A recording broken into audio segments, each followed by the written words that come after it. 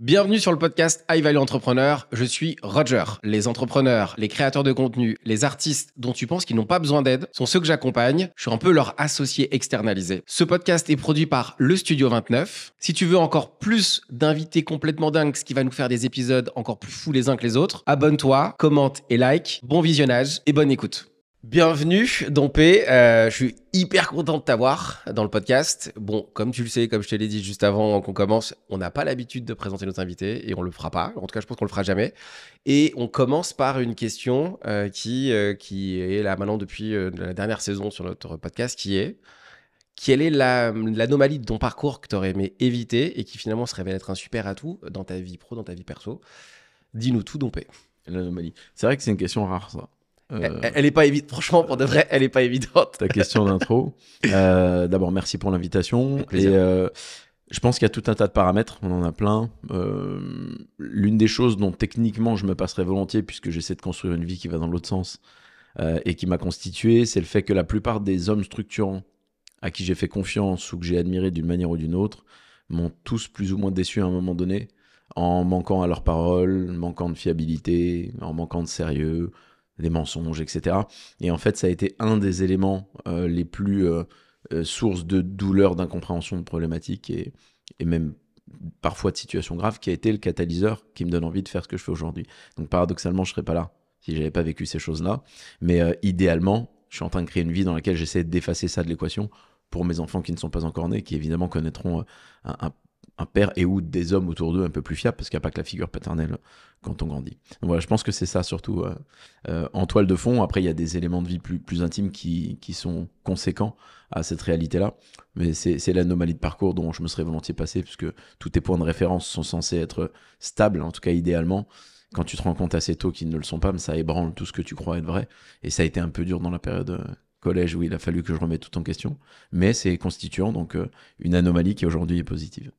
Cette anomalie, alors j'ai l'impression qu'elle est dans le passé, elle vient du passé en tout cas relativement lointain dans ton enfance. Si on part sur ton enfance, tu viens d'où, Dompé, tu viens dans quel secteur? Parce qu'aujourd'hui, tu es dans un secteur géographique où il fait très beau, ce qui nous donne l'opportunité d'avoir un bronzage parfait presque. Peut-être pas parce qu'on bosse beaucoup, mais j'habite entre Dubaï, Nice et la Corse, donc j'avoue que donc le soleil, le soleil me suit ou je suis le soleil, je sais pas. Mais j'ai plus bronzé à Miami à 2 semaines qu'à Dubaï en ce moment, parce qu'on travaille vraiment beaucoup. Mais je suis corse d'origine côté paternel, et je suis né dans la région maternelle à 3 semaines après le terme, ce qui est très dangereux. On fait plus ça de nos jours.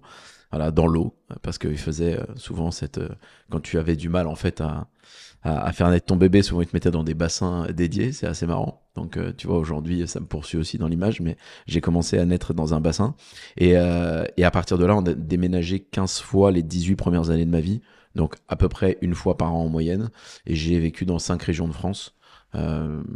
Loir-et-Cher, l'Ain, Rhône-Alpes, le Sud, évidemment Nice aujourd'hui, la Corse également, parce que ça compte, et forcément c'est une vie différente, une vie insulaire versus une vie que tu as en plein milieu de Lyon, tu vois. Mais voilà, grosso modo, ça a été ça mon parcours, et une décennie dans la région lyonnaise, 5 ans à Saint-Étienne parce que mon école d'ostéo, j'ai voulu prendre la meilleure, elle était là-bas, donc j'ai pas cherché. Et puis après, Nice, la Corse, et le mix entre Dubaï, Nice, Corse, maintenant c'est le triangle rêvé que je voulais mettre en place, et c'est là où je vis maintenant. T'as donné beaucoup d'infos alors tu nous as dit ostéo, on sait que t'es à Dubaï, on sait que t'as vécu à Nice, t'as beaucoup voyagé. Pour donner un peu de contexte pour les gens qui vont découvrir en même temps, parce que le fait de ne pas te présenter nous permet aussi de te découvrir, donc il y a des éléments qui viennent, et pour teaser un peu l'épisode. Je suis coiffeur. Tu es coiffeur. Mais rigole, c'est que j'en connais plein. J'ai plein de potes qui sont coiffeurs et qui sont chauds. Il y en a plein à qui ça arrive et qui sont de très bons coiffeurs. Ça se trouve, tu seras un très bon coiffeur. Il y a pas mal de choses. T'es quand même quelqu'un qui a fait énormément de choses, et aussi beaucoup de choses qui est de manière très pointue. Tu vas dans les détails. Il y a YAM Nutrition, qui est un des sujets que tu as aujourd'hui, qui est presque le principal. Ouais, c'est le principal. C'est notre bébé, quoi. Donc T'as fait plusieurs livres qui traitent de pas mal de sujets, où on reviendra sûrement dessus. T'as fait aussi plein d'autres expériences avant de faire tout ce que tu fais aujourd'hui. Est-ce qu'il y a une expérience dans ton parcours que tu trouves suffisamment significative, qui t'a emmené à faire ce que tu fais aujourd'hui? Est-ce qu'il y a des petites choses qui sont comment dire, qui t'ont permis de devenir meilleur au fur et à mesure. Moi, par exemple, pour donner un exemple, pour faire le fait de travailler dans les clubs de vacances et dans une compagnie aérienne m'a donné une possibilité de gérer l'humain, je pense, beaucoup plus facile aujourd'hui parce que plein d'humains à gérer, des contextes qui changent tout le temps, un contexte saisonnier avec des équipes qui changent tout le temps, structuration, par exemple, avec la compagnie aérienne. Pourquoi aujourd'hui je trouve que l'onboarding dans une compagnie aérienne, dans une entreprise est primordial parce que dans une compagnie aérienne, l'onboarding, c'est de la base pour maintenir à niveau des gens. Et je me rends compte que ces expériences-là, elles me permettent d'avoir une vision entrepreneuriale juste complètement insane et de voir où est-ce que ça joue dans chaque contexte. Ouais, c'est ton point de départ. Je comprends, tu as bien fait de l'introduire, ça me permet de voir où tu veux aller. Il y a tout un tas d'éléments. Alors, plus jeune, il y a le fait que j'ai pris en main un rôle très tôt, le turning point, pour faire un petit anglicisme, le moment où ça a basculé, j'avais 12 ans, dans lequel j'étais plus affirmé au niveau familial et dans les structures autour de moi, et j'avais ce truc-là qui fait que j'étais dans une drive régulière. Donc ça m'a donné une responsabilité tôt, à la conscience que tout ne dépendait pas que de mes parents, de l'institution étatique, scolaire. Tu vois, j'avais cette responsabilité. Et dans mon parcours personnel et professionnel, si tu veux, entre ma 4e et ma 5e année, j'avais 3 jobs étudiants, dont 1,5 sans avoir trop le droit, parce qu'on vit dans un pays dans lequel tu peux pas cumuler comme ça. Donc, je travaillais chez Ikea le matin, dans un bar et dans un resto alternativement, 5 à 6 jours par semaine, donc c'était vraiment intense. En plus des cours. Et comment ? En plus des cours. En plus des cours d'ostéo, et puis la clinique aussi. Non, j'avoue que c'était intense. Et à cette période-là, si tu veux, j'ai commencé ma première activité entrepreneuriale dans la vente directe, et donc c'était assez simple. J'avais un fournisseur, j'ai distribué des services essentiels dans les télécoms, l'internet, l'énergie, je trouvais des clients, et puis une fois que tu as apporté quelques clients, il te fallait un levier, et le levier de ce modèle économique, c'était de démultiplier à travers un réseau de distributeurs ou mandataires, exactement comme le fait ton associé d'ailleurs, mais lui dans l'IMO. Et donc si tu veux, à partir de là, ça m'a donné une expérience où j'ai rencontré une moyenne de 15 à 25 personnes par jour, en tête à tête, entre quelque chose comme 15 minutes et 45 minutes en moyenne, tous les jours pendant une décennie. Première décennie entrepreneuriale. Ajoute à ça que le levier de communication de ce modèle était notamment l'usage de conférences, parce que ça te faisait gagner du temps de rassembler les gens pour les former ou les informer. Je faisais 2 à 3 conférences toutes les semaines pendant 10 ans. Donc ça fait une centaine par an à peu près, donc c'est beaucoup. Et avec des audiences que j'ai pas comptées dans les 15 à 25 dont je te parle, qui sont bien sûr plus nombreuses, mais là les conversations étaient un peu plus courtes, mais c'était toujours dans un sens, moi j'écoute, et eux ils m'expliquent. Pourquoi ? Parce que c'était des gens qui voulaient entreprendre, et à qui finalement j'aidais à prendre la bonne direction, puisque je déteste l'universalisme d'un modèle économique quel qu'il soit, je déteste les approches dogmatiques ou prosélytes qui voudraient qu'on soit tous pareils. Et donc j'avais toujours une approche assez généraliste, qu'on appelle macro dans le business, c'est-à-dire que j'expliquais aux gens dans ces conférences, et ça me fait rire parce qu'ici, t'as des gars qui bossent dans ton équipe, qui étaient dans mon équipe il y a 10 ans, il était tout jeune, c'est rigolo de le voir là, et en vérité, à cette époque-là, je présentais les modèles comme le début du startup world, le e-commerce, le dropshipping. Je leur disais, vous pouvez aussi être prof de guitare. Et dans ce timing et cette tranche de vie, nous avons choisi ce modèle économique et voilà ce qu'on peut faire ensemble. Et je filtrais, tu vois, avec une attention particulière aux besoins des gens avant de leur vendre une solution. Parce que si tu veux vendre un Doliprane à quelqu'un qui a pas mal à la tête, je comprends pas le concept. Donc mon point, c'était de dire, est-ce que tu as mal au crâne et si oui, d'où ça vient ? Et donc, quand tu questionnes des centaines et des centaines et des centaines de personnes systématiquement sur les mêmes points, qu'est-ce qui te bloque ? De quoi tu rêves ? Qu'est-ce que tu veux ? Pourquoi tu vas dans cette décision ? Tu as une espèce d'apprentissage assez élevé d'une base de données très intéressante et enrichissante, qui est la base qui me permet aujourd'hui d'ailleurs de faire tout ce que je fais, et notamment d'écrire des bouquins, parce que je pense très sincèrement que ça a à minima une valeur empirique de terrain, que moi je lui accorde, que je n'oppose pas à la valeur théorique, mais à minima que je mets sur un même point d'égalité. C'est pour ça que tu parles aussi bien et que t'es des vidéos. En fait, on a le secret, c'est la répétition. Une répétition et surtout le fait de pratiquer, d'itérer de manière. Parce qu'en fait, alors petit moment promo entre guillemets, si vous suivez pas encore Dompé sur les plateformes, sur Insta, on en a déjà parlé toi et moi ensemble. Je trouve que t'es trop fort. La manière dont tu parles. Moi, je me dis à chaque fois, tiens, je galère à faire des vidéos, à faire des trucs. Je suis très fort dans le spontané, mais dans le préparé comme ça, comme toi tu fais, dans la manière dont tu utilisais les mots, tu dis les choses. À chaque fois, je me dis, mais je suis totalement d'accord avec Dompé. Mais j'arrive pas à le dire aussi bien que lui. Ouais. Mais C'est assez drôle. Le secret, parce qu'on parle préparé spontané, les vidéos, je prépare pas. Hein. Oui, Non, mais vraiment, me doute. les vidéos, je déteste. S'il faut que je lise un script, j'ai jamais fait, j'y arrive pas. Je lui dis, t'allumes, tu me poses ta question, je te réponds. C'est exactement ce qu'on fait. Voilà, ça. Mais c'est pour ça que quand je suis venu, si tu le fais très bien. Et si, il le fait désolé. bien. Mais quand tu m'as demandé, je t'ai dit, écoute, j'ai rien besoin de préparer, parlons-nous, tu vois, c'est mieux. Mais attention, c'est pas magique. Quand t'as animé plus de 1000 confs dans ta vie, au début, t'es pas bon. Je faisais l'usage d'adverbes permanence. J'ai ma première vidéo de ma première conférence en décembre 2009, moi, devant 300 personnes. Et je fais des allers-retours sur la scène, nerveusement, mais c'est normal. Ouais. J'avais 22 ans. Qu'est-ce qui se passe là? Et je répétais des mots, des adverbes qui te viennent là tout le temps. Il y a parfois des éléments de nervosité qui font que tu vas répéter des tu vois ou des trucs comme ça. C'est normal. Et on est humain après tout. Mais c'est vrai qu'à force de communiquer toute la journée, c'est devenu mon petit truc.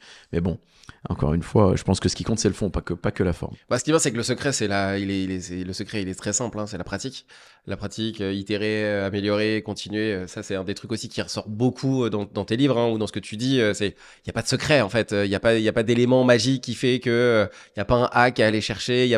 C'est le boss, améliore, continue, améliore jusqu'à temps d'arriver où tu as envie d'arriver. C'est simple en vrai. C'est presque trop simple. Et je pense que c'est pour ça que les gens ont du mal à le capter. C'est qu'ils disent non, en fait, ça peut pas être la même chose qu'on me répète depuis que je suis tout petit.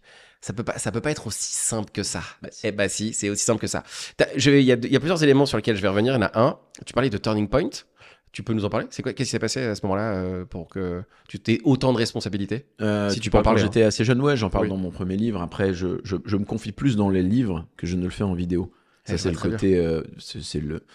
Je sais pas d'où ça vient. Enfin, on a une culture insulaire qui est plutôt discrète, qui est plutôt pudique sur la partie perso. Tu vois, je storytelle pas sur les réseaux sociaux ce que je vis. Les gens ne savent pas. Parce que je suis en couple, pas en couple, marié, pas d'enfant. Personne sait, en fait, quand tu réfléchis. On est exposé, mais sur ce qu'on veut bien montrer.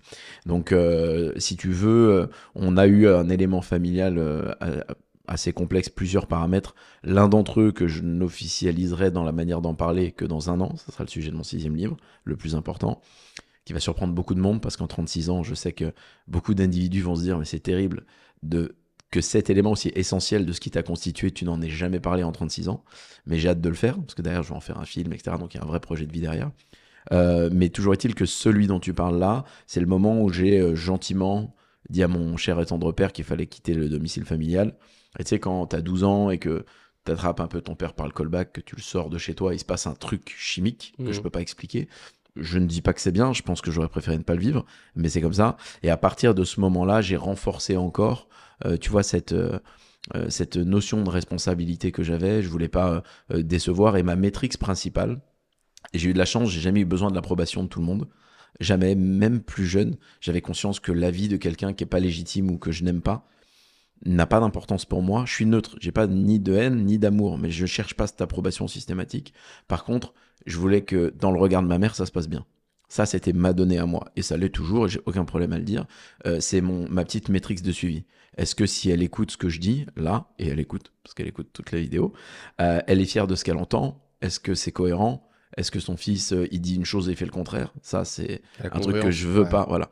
C'est ça. Et être un homme cohérent, qui incarne ce qu'il proclame, tu vois, des choses simples. Et c'est la seule personne à qui je donne ce pouvoir-là réellement, tu vois, de me dire, finalement, je suis fier. Donc à partir de ce moment, j'ai eu cette envie, cette ambition en toile de fond, et ça a été un catalyseur utile. Après, ça a provoqué plein de problèmes, parce que j'étais déjà souvent dans une réaction physique et violente systématique quand il y avait des situations compliquées. Donc ça m'a suivi pendant des années, jusqu'au jour où j'ai décidé que la pédagogie était un meilleur vecteur que de filer des gifles.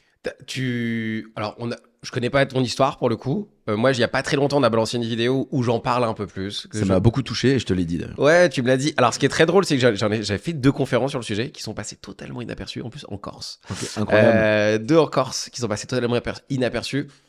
En fait, c'est presque de ma faute. C'est totalement ma faute parce qu'en fait, je les ai faites c'était un peu ma manière de...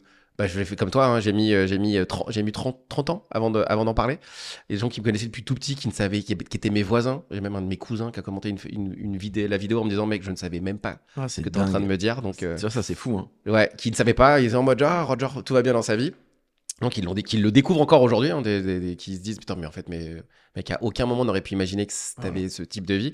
Et encore, ce qui est très drôle, c'est que les gens qui sont avec moi là connaissent tout ce qui s'est réellement passé et ils disent, mais mec, genre, s'ils savent que 1% de ce qui s'est passé, donc je sais très bien. Ce sentiment. Je le connais. C'est spécial, hein. Ouais, c'est de se dire que on pourrait en apparence imaginer que tout lui réussit, ça marche bien pour lui, il s'en sort de manière presque pas magique, mais il y a un truc bizarre qui fait que il arrive à rebondir sur. Mais en fait, tu sais qu'il y a un bagage derrière qui est.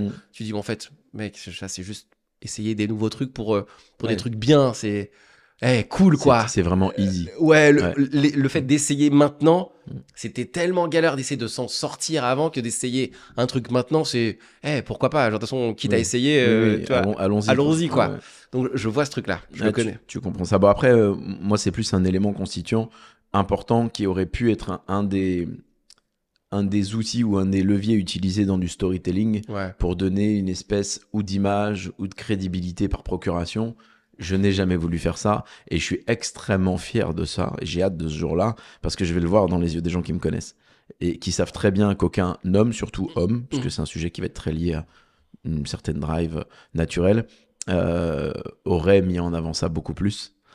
Parce que ça leur aurait donné une espèce de style et je suis très heureux que nul n'imagine une seconde certains des éléments de mon enfance, de ce qui a constitué ma personne, de certaines stratégies éducatives qui ont entouré la façon dont j'ai grandi. J'en suis très heureux. Donc voilà, j'ai hâte, mais en tout cas ce catalyseur c'était ça et je pense que c'est bien parce que finalement ça te donne le petit coup de peps pour donner une direction à ta vie. Il faut bien quelque chose. Bah forcément, on va sur un sujet. Parce que tu vois, genre par exemple, moi, on me dit, Roger, il y a eu ce truc de la vulnérabilité avec Brené Brown, qui a dit la vulnérabilité, c'est ce qu'il faut faire, faut en parler, faut dire, faut expliquer que, en fait, la vulnérabilité n'est pas une faiblesse, c'est une manière de communiquer, en tout cas, c'est presque courageux d'être vulnérable. Donc forcément, selon le contexte. Quand il y a une société qui va peut-être un peu trop loin là-dedans. Mais alors, dis-toi que moi, sur cet aspect-là, quand on a fait la vidéo, et là ils sont là, ils nous écoutent, ils sont à côté. Moi, si j'écoute, je diffuse jamais ça. Jamais. Je sais, ça m'arrive souvent. Je le fais pas. Je dis les gars, c'est bon, il y en a marre. On tombe dans dans ton commentaire, c'est du larmoiement. Ouais. T'as vu, tu l'as pas fait. Je trouve ça très bien.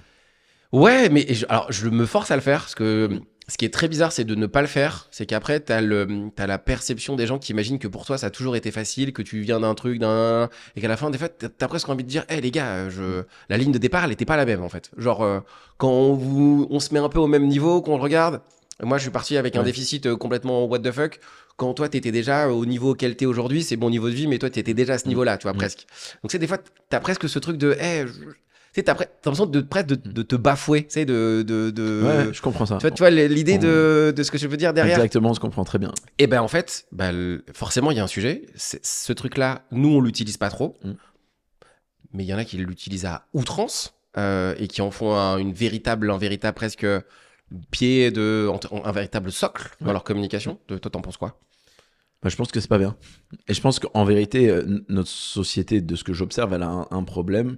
C'est que d'éléments intéressants, constitutifs d'une histoire, ou d'un pays, ou d'une nation, ou des combats par exemple, ou des éléments constitutifs de ta personnalité, de tes convictions, tes croyances, si on va sur le versant ésotérique, tout ça, ça fait du sens. Et maintenant, on vit dans un monde dans lequel, dans ta bio Instagram, il faut qu'il y ait marqué ta sexualité, il faut qu'il y ait marqué ton penchant de est-ce que tu penses être un concombre ou un homme ou une femme, il faut qu'il y ait noté tes orientations politiques. Mais alors, t'es droite ou t'es à gauche? Déjà, ce clivage ne fait pas de sens. Ça dépend du sujet.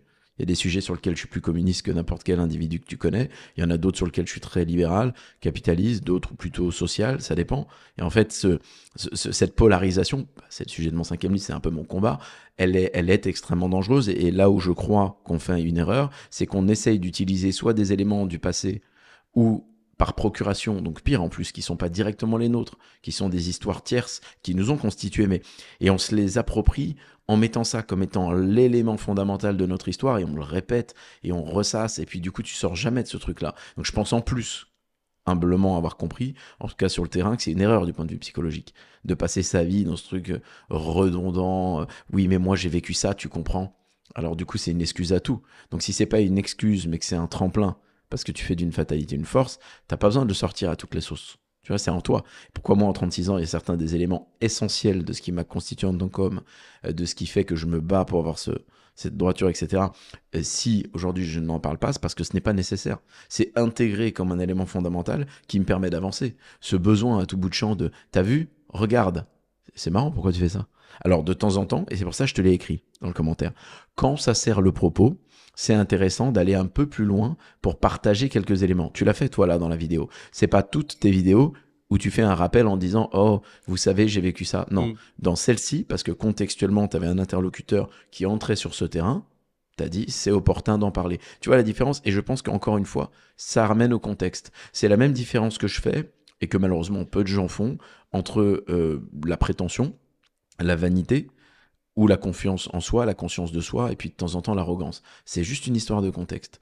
Quelqu'un qui est prétentieux, il prétend savoir faire un truc qu'il sait pas faire.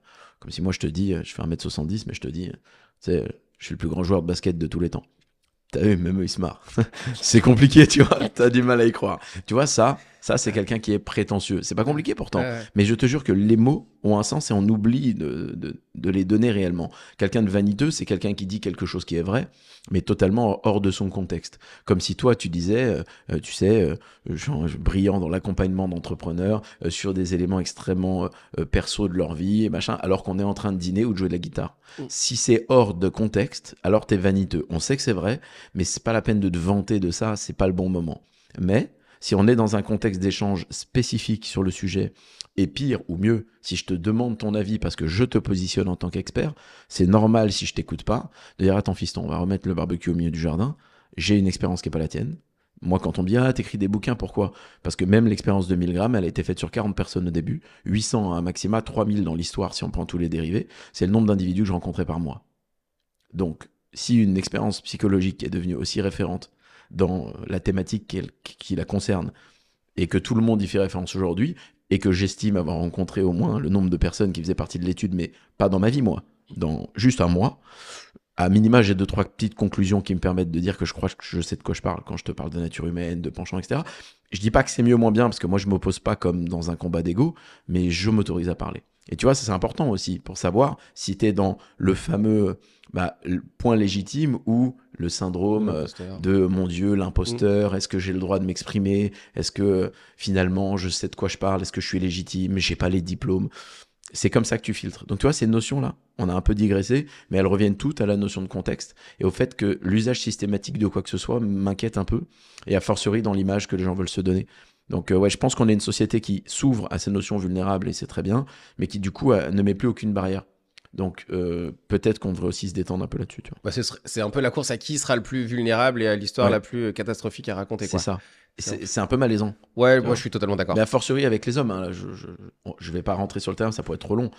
Mais ce truc, tu vois, permanent de manquer de substance, de dire oui, mais on peut pleurer, etc. C'est vrai, t'as dans les paroles de Mauroy de Youssoupha, il dit un truc très, très intéressant là-dessus. Il dit voilà, oui, un homme, ça peut pleurer, les écoute pas. C'est vrai, virgule, occasionnellement, virgule dans un contexte, pas toutes les 2 minutes. Tu vois, en mode, parce que sinon ça marche comment ? Tu vois, il y a des trucs naturels là qui se passent. Tu peux pas passer ta vie dans ce truc un peu gnangnan, moderne, de la fameuse déconstruction qu'on voit partout. Et c'est là où je pense qu'il y a une limite quand même.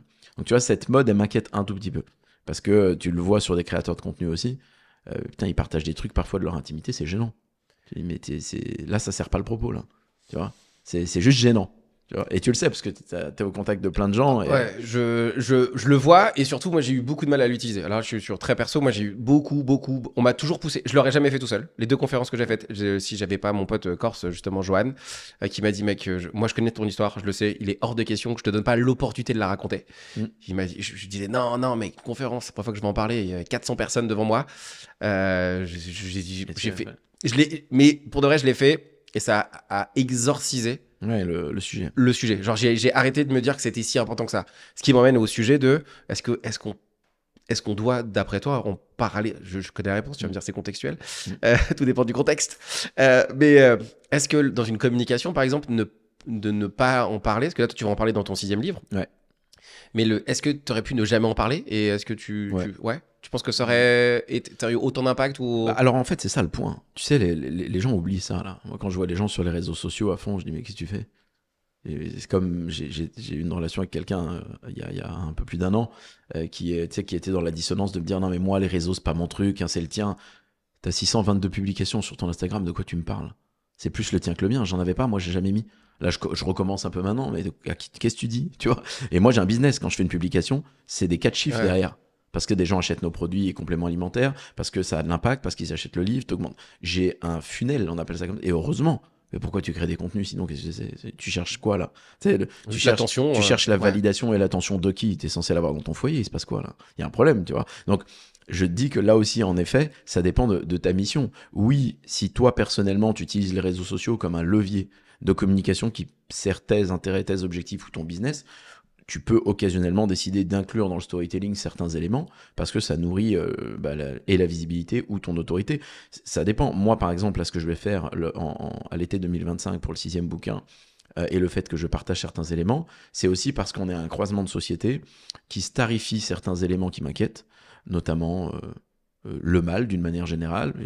Maintenant, tu as des mecs qui tuent des gens, passent 18 ans en prison, ils braquent, ils truquent, après ils sont invités sur tous les médias pour parler normal.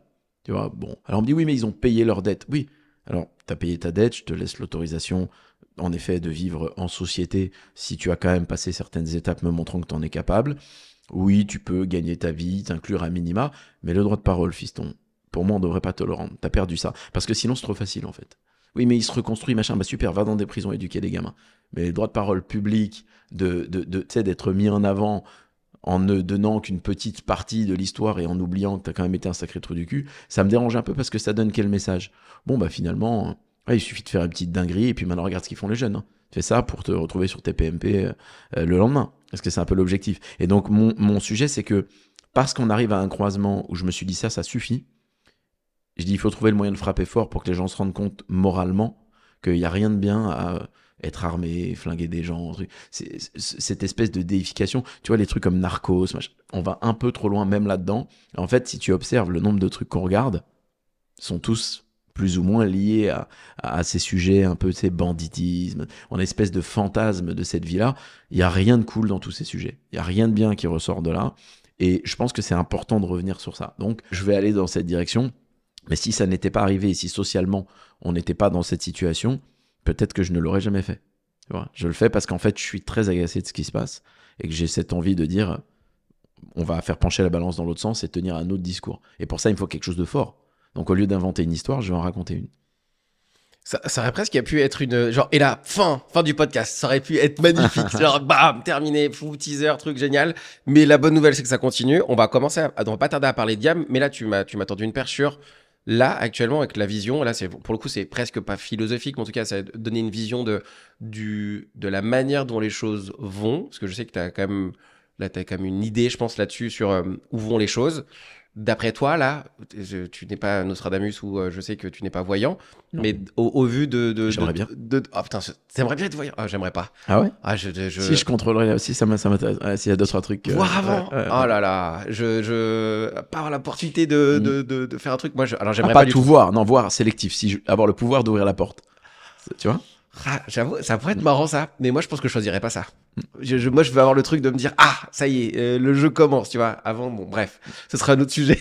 Mais je suis d'accord avec toi sur ça. Est-ce que toi là sur la vision dont les choses vont, là maintenant à l'instant T là où on parle aujourd'hui, l'année où on se parle, tu penses que ça va dans quelle direction? Ce qui se passe un peu de manière les réseaux, un peu la starification, tous ces éléments que tu viens de citer. Bah, c'est assez large. Je pense que pour aller du plus large au plus fin, globalement, c'est bien que les réseaux sociaux donnent une parole, etc. Ça, c'est une bonne chose. Mais en effet, sur le sujet, il se passe quelque chose de grave, c'est que on a du coup enlevé le filtre de légitimité. Alors, il y a quelque chose de bien, comme je le dis, c'est pas juste l'un ou l'autre, dans le fait qu'on a laissé la parole à des gens qui ne l'auraient jamais eu et qui finalement, même s'ils ne sont pas estampillés d'un diplôme, d'un truc, ont finalement des trucs plus intéressants à dire que quelqu'un qui l'aurait ce diplôme. Mais de l'autre côté et parallèlement, on a enlevé ce filtre pour 90% d'individus qui s'expriment finalement dans le même format. Ça ressemble à la même chose. C'est les micros, c'est les caméras, mais d'abord, il n'y a pas de fond et surtout pas de légitimité à l'expression, et donc on raconte tout et n'importe quoi. Et tu vois, sur la thématique de la santé, nous, on est quand même une société référente de compléments alimentaires en France. Je vois des trucs de fou passer, avec des gens qui racontent n'importe quoi, et tu as des croyances qui sont devenues populaires, tu vois. Si je te dis, est-ce qu'on est addict au sucre? Tu vas me dire, oui, bien sûr. Bon, t'as déjà vu quelqu'un prendre des carrés de sucre et les bouffer frénétiquement comme ça? Non, jamais, ça t'est jamais arrivé. C'est marrant ça. Ah oui, bah peut-être parce que, et tu en parleras avec Antoine, tu vas voir, donc qui est bien plus expert que moi là-dessus. Intéressant de l'amener sur le terrain. Les études faites sur des rats, où on envoie 250 fois la dose normale, et puis on analyse des trucs qui sont pas comparables. Il y a des corrélations, mais on les transforme en causalité parce que 51% ça passe, et hop, ça y est, ça fait autorité. Je sais pas ce qui se passe dans la tête des gens, mais personne fait ça. Non, après t'apprends que c'est l'association gras, sel et sucre. Et c'est pour ça que quand tu dis je vais manger un cookie, j'ai envie de sucre. Non, fiston, dans le cookie, ce qui t'excite, c'est le beurre déjà. Et le fait qu'il soit associé à du sel et à du sucre. Mais c'est pas le sucre tout seul. C'est pas le pire ennemi, tu vois. Et puis, vu le taux calorique des lipides versus les glucides, en plus, et hormonalement, tout est flingué là-dedans. Et c'est pour ça que tu y reviens. Pareil pour les chips, pareil pour une pizza. Tu vois, ce genre de détails. Mais dans la tête des gens maintenant, comme n'importe qui fait autorité juste en s'exprimant et qu'il n'y a pas une sorte de warning ou de fiche technique qui apparaît en bas en mode attention, cet individu n'a ni diplôme, ni expérience, ni rien, ni lu aucune étude. Attention, warning, il s'exprime. Comme il n'y a pas ça, on écoute naturellement le dernier qui a parlé qui a raison. Et si on apprécie ce qu'il dit, alors ça y est, on lui confère une autorité transversale, universelle, comme s'il était omniscient ou omnipotent. Et c'est pour ça que je déteste qu'on me déifie. À chaque fois, j'ai du mal à faire comprendre ça aux gens. Ce n'est pas parce que tu aimes bien, ou peut-être pas, mais là je parle dans le côté positif, ce que je dis sur un sujet, ou la manière dont je l'exprime, ce n'est pas pour ça que je suis capacitif sur tous les sujets. Il y a tout un tas d'éléments, tu vas me poser une question, je dis j'en sais rien moi. Pas réponse à tout, comment tu veux que je te réponde? Tu vois le détail? Donc je pense qu'il y a du bon et qu'il y a du mauvais. Et en effet, cette starification du mal et le fait qu'on aime les raccourcis et que des gens qui en ont pris, qui sont dégueulasses, soient mis en avant, ça par contre, ça me dérange du point de vue éthique parce que je n'ai pas envie qu'on montre ça à mes enfants. C'est pas, c'est pas le bon procédé. Tu peux pas encourager les gens à faire tout et n'importe quoi. Et tu l'as vu maintenant, hein, même à de moindres échelles. Hein. Des NFT, des machins, il y a eu des coups et des raccourcis, il y en a plein. Et finalement, les gens baissent leur niveau de oh bon, allez, ça c'est pas si grave. Tu vois, et on est en train de baisser le niveau comme ça. Et je sais pas où ça va finir, ça m'inquiète un peu. Bah là, il y a deux sujets. Il y a le sujet des experts. Parce qu'en fait, si personne n'est expert et que tout le monde l'est, bon, bah, on a un truc avec les experts. Et ce qui est rigolo, c'est qu'il y a forcément de la corrélation. Si on va aller plein d'experts et de plus en plus de sujets qui est le syndrome de l'imposteur. Ouais. C'est bizarre. Quand tu regardes le truc, il y a là-bas. C'est une corrélation, je sais. On a eu quelqu'un d'invité, je sais pas s'il passera avant ou après toi dans cet épisode, dans comment on va les monter, mais qui nous a parlé, on a parlé beaucoup de nutrition et il nous expliquait ce que tu es en train de nous dire. Donc c'est bien. Ah bah tu vois. Les gens auront une rêve commune, en tout cas 6 étoiles la rêve ou après. T'as quelle vision? Moi j'ai un avis, on pourra en débattre, mais sur le syndrome de l'imposteur aujourd'hui, est-ce que toi est-ce que t'as un avis là-dessus ou pas? Ouais, alors bah, c'est ça. Tu sais, quand les gens me disent j'ai un syndrome de l'imposteur, j'ai l'impression de, pour les gens qui savent pas ce que c'est cette impression de manquer justement de légitimité pour s'exprimer sur un sujet. Je leur dis c'est bon signe.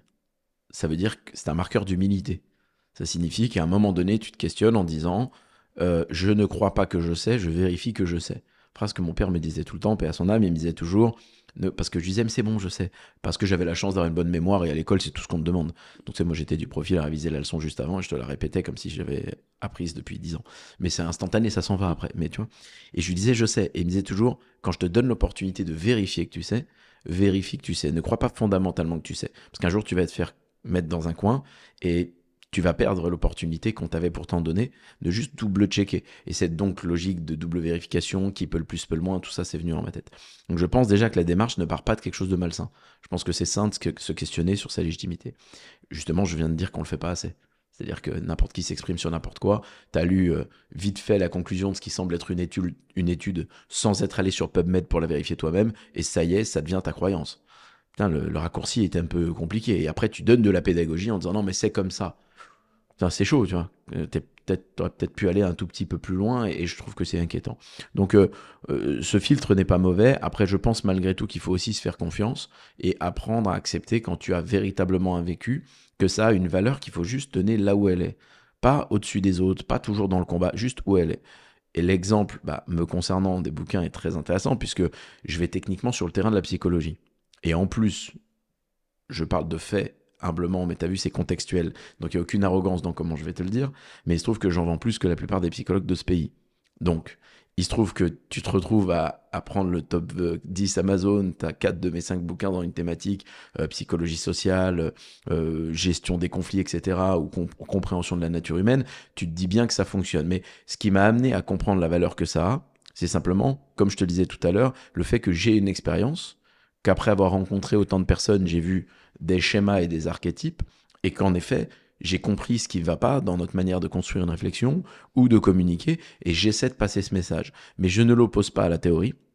Je ne vais pas sur le petit, la petite zone privée, privilégiée des psychologues, puisque je ne fais pas de prestations d'accompagnement. Je ne suis pas coach, je ne vends pas de petits entretiens qui permettraient aux gens de se sentir mieux. Je ne fais pas ça. Et quand bien même je le ferais, il y aurait tout un tas de warnings faisant que ce n'est pas mon métier de faire un accompagnement au long cours et profond sur des blessures du passé.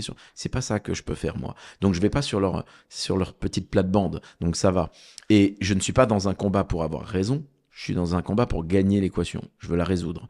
Et donc, résoudre l'équation, on le fait ensemble.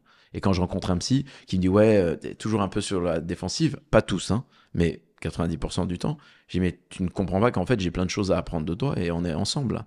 On résout le truc. » Et si on essayait de voir ce que l'un et l'autre a appris. Et le peu de personnes qui l'ont fait, j'ai un ou deux psychiatres en tête que j'ai croisés qui l'ont fait avec moi, ont analysé qu'en fait, comme un artisan du terrain, je mets des mots sur des choses que eux ont mis dans une case d'un concept parce qu'un type, il y a 20 ou 50 ans, ou 500 d'ailleurs, avait conceptualisé, mais on arrive au même endroit. J'ai rien inventé. Et d'ailleurs, qu'est-ce qu'on croit, nous ? On croit que la psychologie humaine, elle est arrivée, elle est née comme ça ?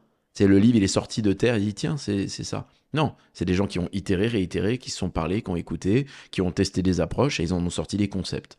Donc, quand tu as un vécu empirique de terrain où tu as accompagné des milliers de personnes à essayer de se poser la question de pourquoi entreprendre, est-ce qu'il faut le faire, est-ce qu'il y a des notions d'équilibre et si oui, comment les mettre en place, priorité, enfin tous ces éléments-là, tu apprends des trucs sur le terrain un peu comme un artisan. Et oui, c'est pas aussi parfait qu'un théoricien qui va te dire c'est tel concept, mais ce qui compte, c'est que le message passe. Donc voilà, j'encourage aussi les gens quand même à pas se sous-évaluer trop, même si sur les réseaux sociaux, j'aimerais qu'on ait un filtre un peu plus présent d'analyse de la légitimité des gens qui parlent. Et tu as vu, moi je fais référence au parcours pour que les gens décident de conférer ou pas une autorité.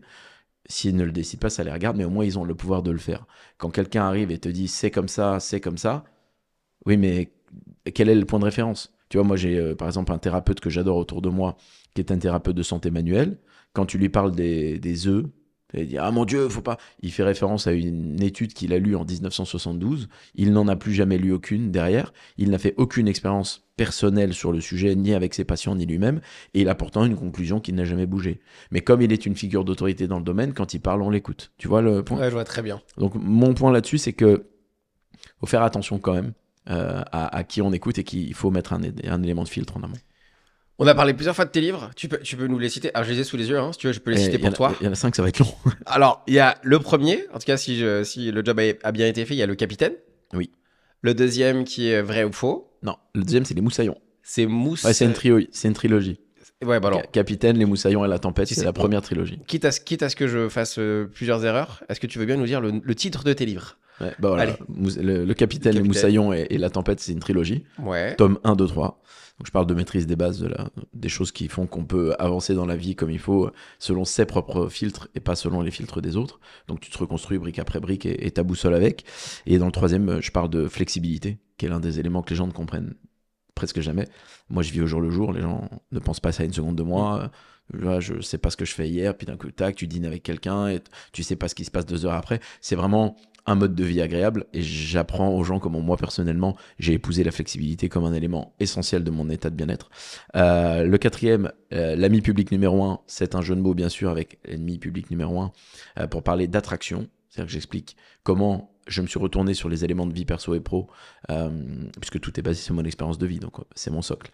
Et j'ai observé avec l'aide de certains amis que les choses sont souvent venues à moi et pas moi à elles. Donc il y a une raison à un moment donné, quand c'est comme ça, que ce soit les opportunités personnelles, les rencontres amicales, de couple, les opportunités professionnelles. J'ai souvent été dans la mécanique où on me demande et où on me cherche. Donc il y a bien quelque chose qui a fait que... Et j'ai mis dans le bouquin, sur la sphère perso et professionnelle, tous ces éléments-là dans lesquels j'ai même analysé des messages LinkedIn que je recevais sur l'approche qui était plus ou moins bien. Et j'essaie de les challenger, tu vois, quand c'est le versant pro, pour quelqu'un qui voudrait chercher un emploi, par exemple. Donc, je suis allé vraiment dans ces détails-là. Et le dernier, vrai ou faux, stop, tout est contextuel. C'est mon dernier bébé.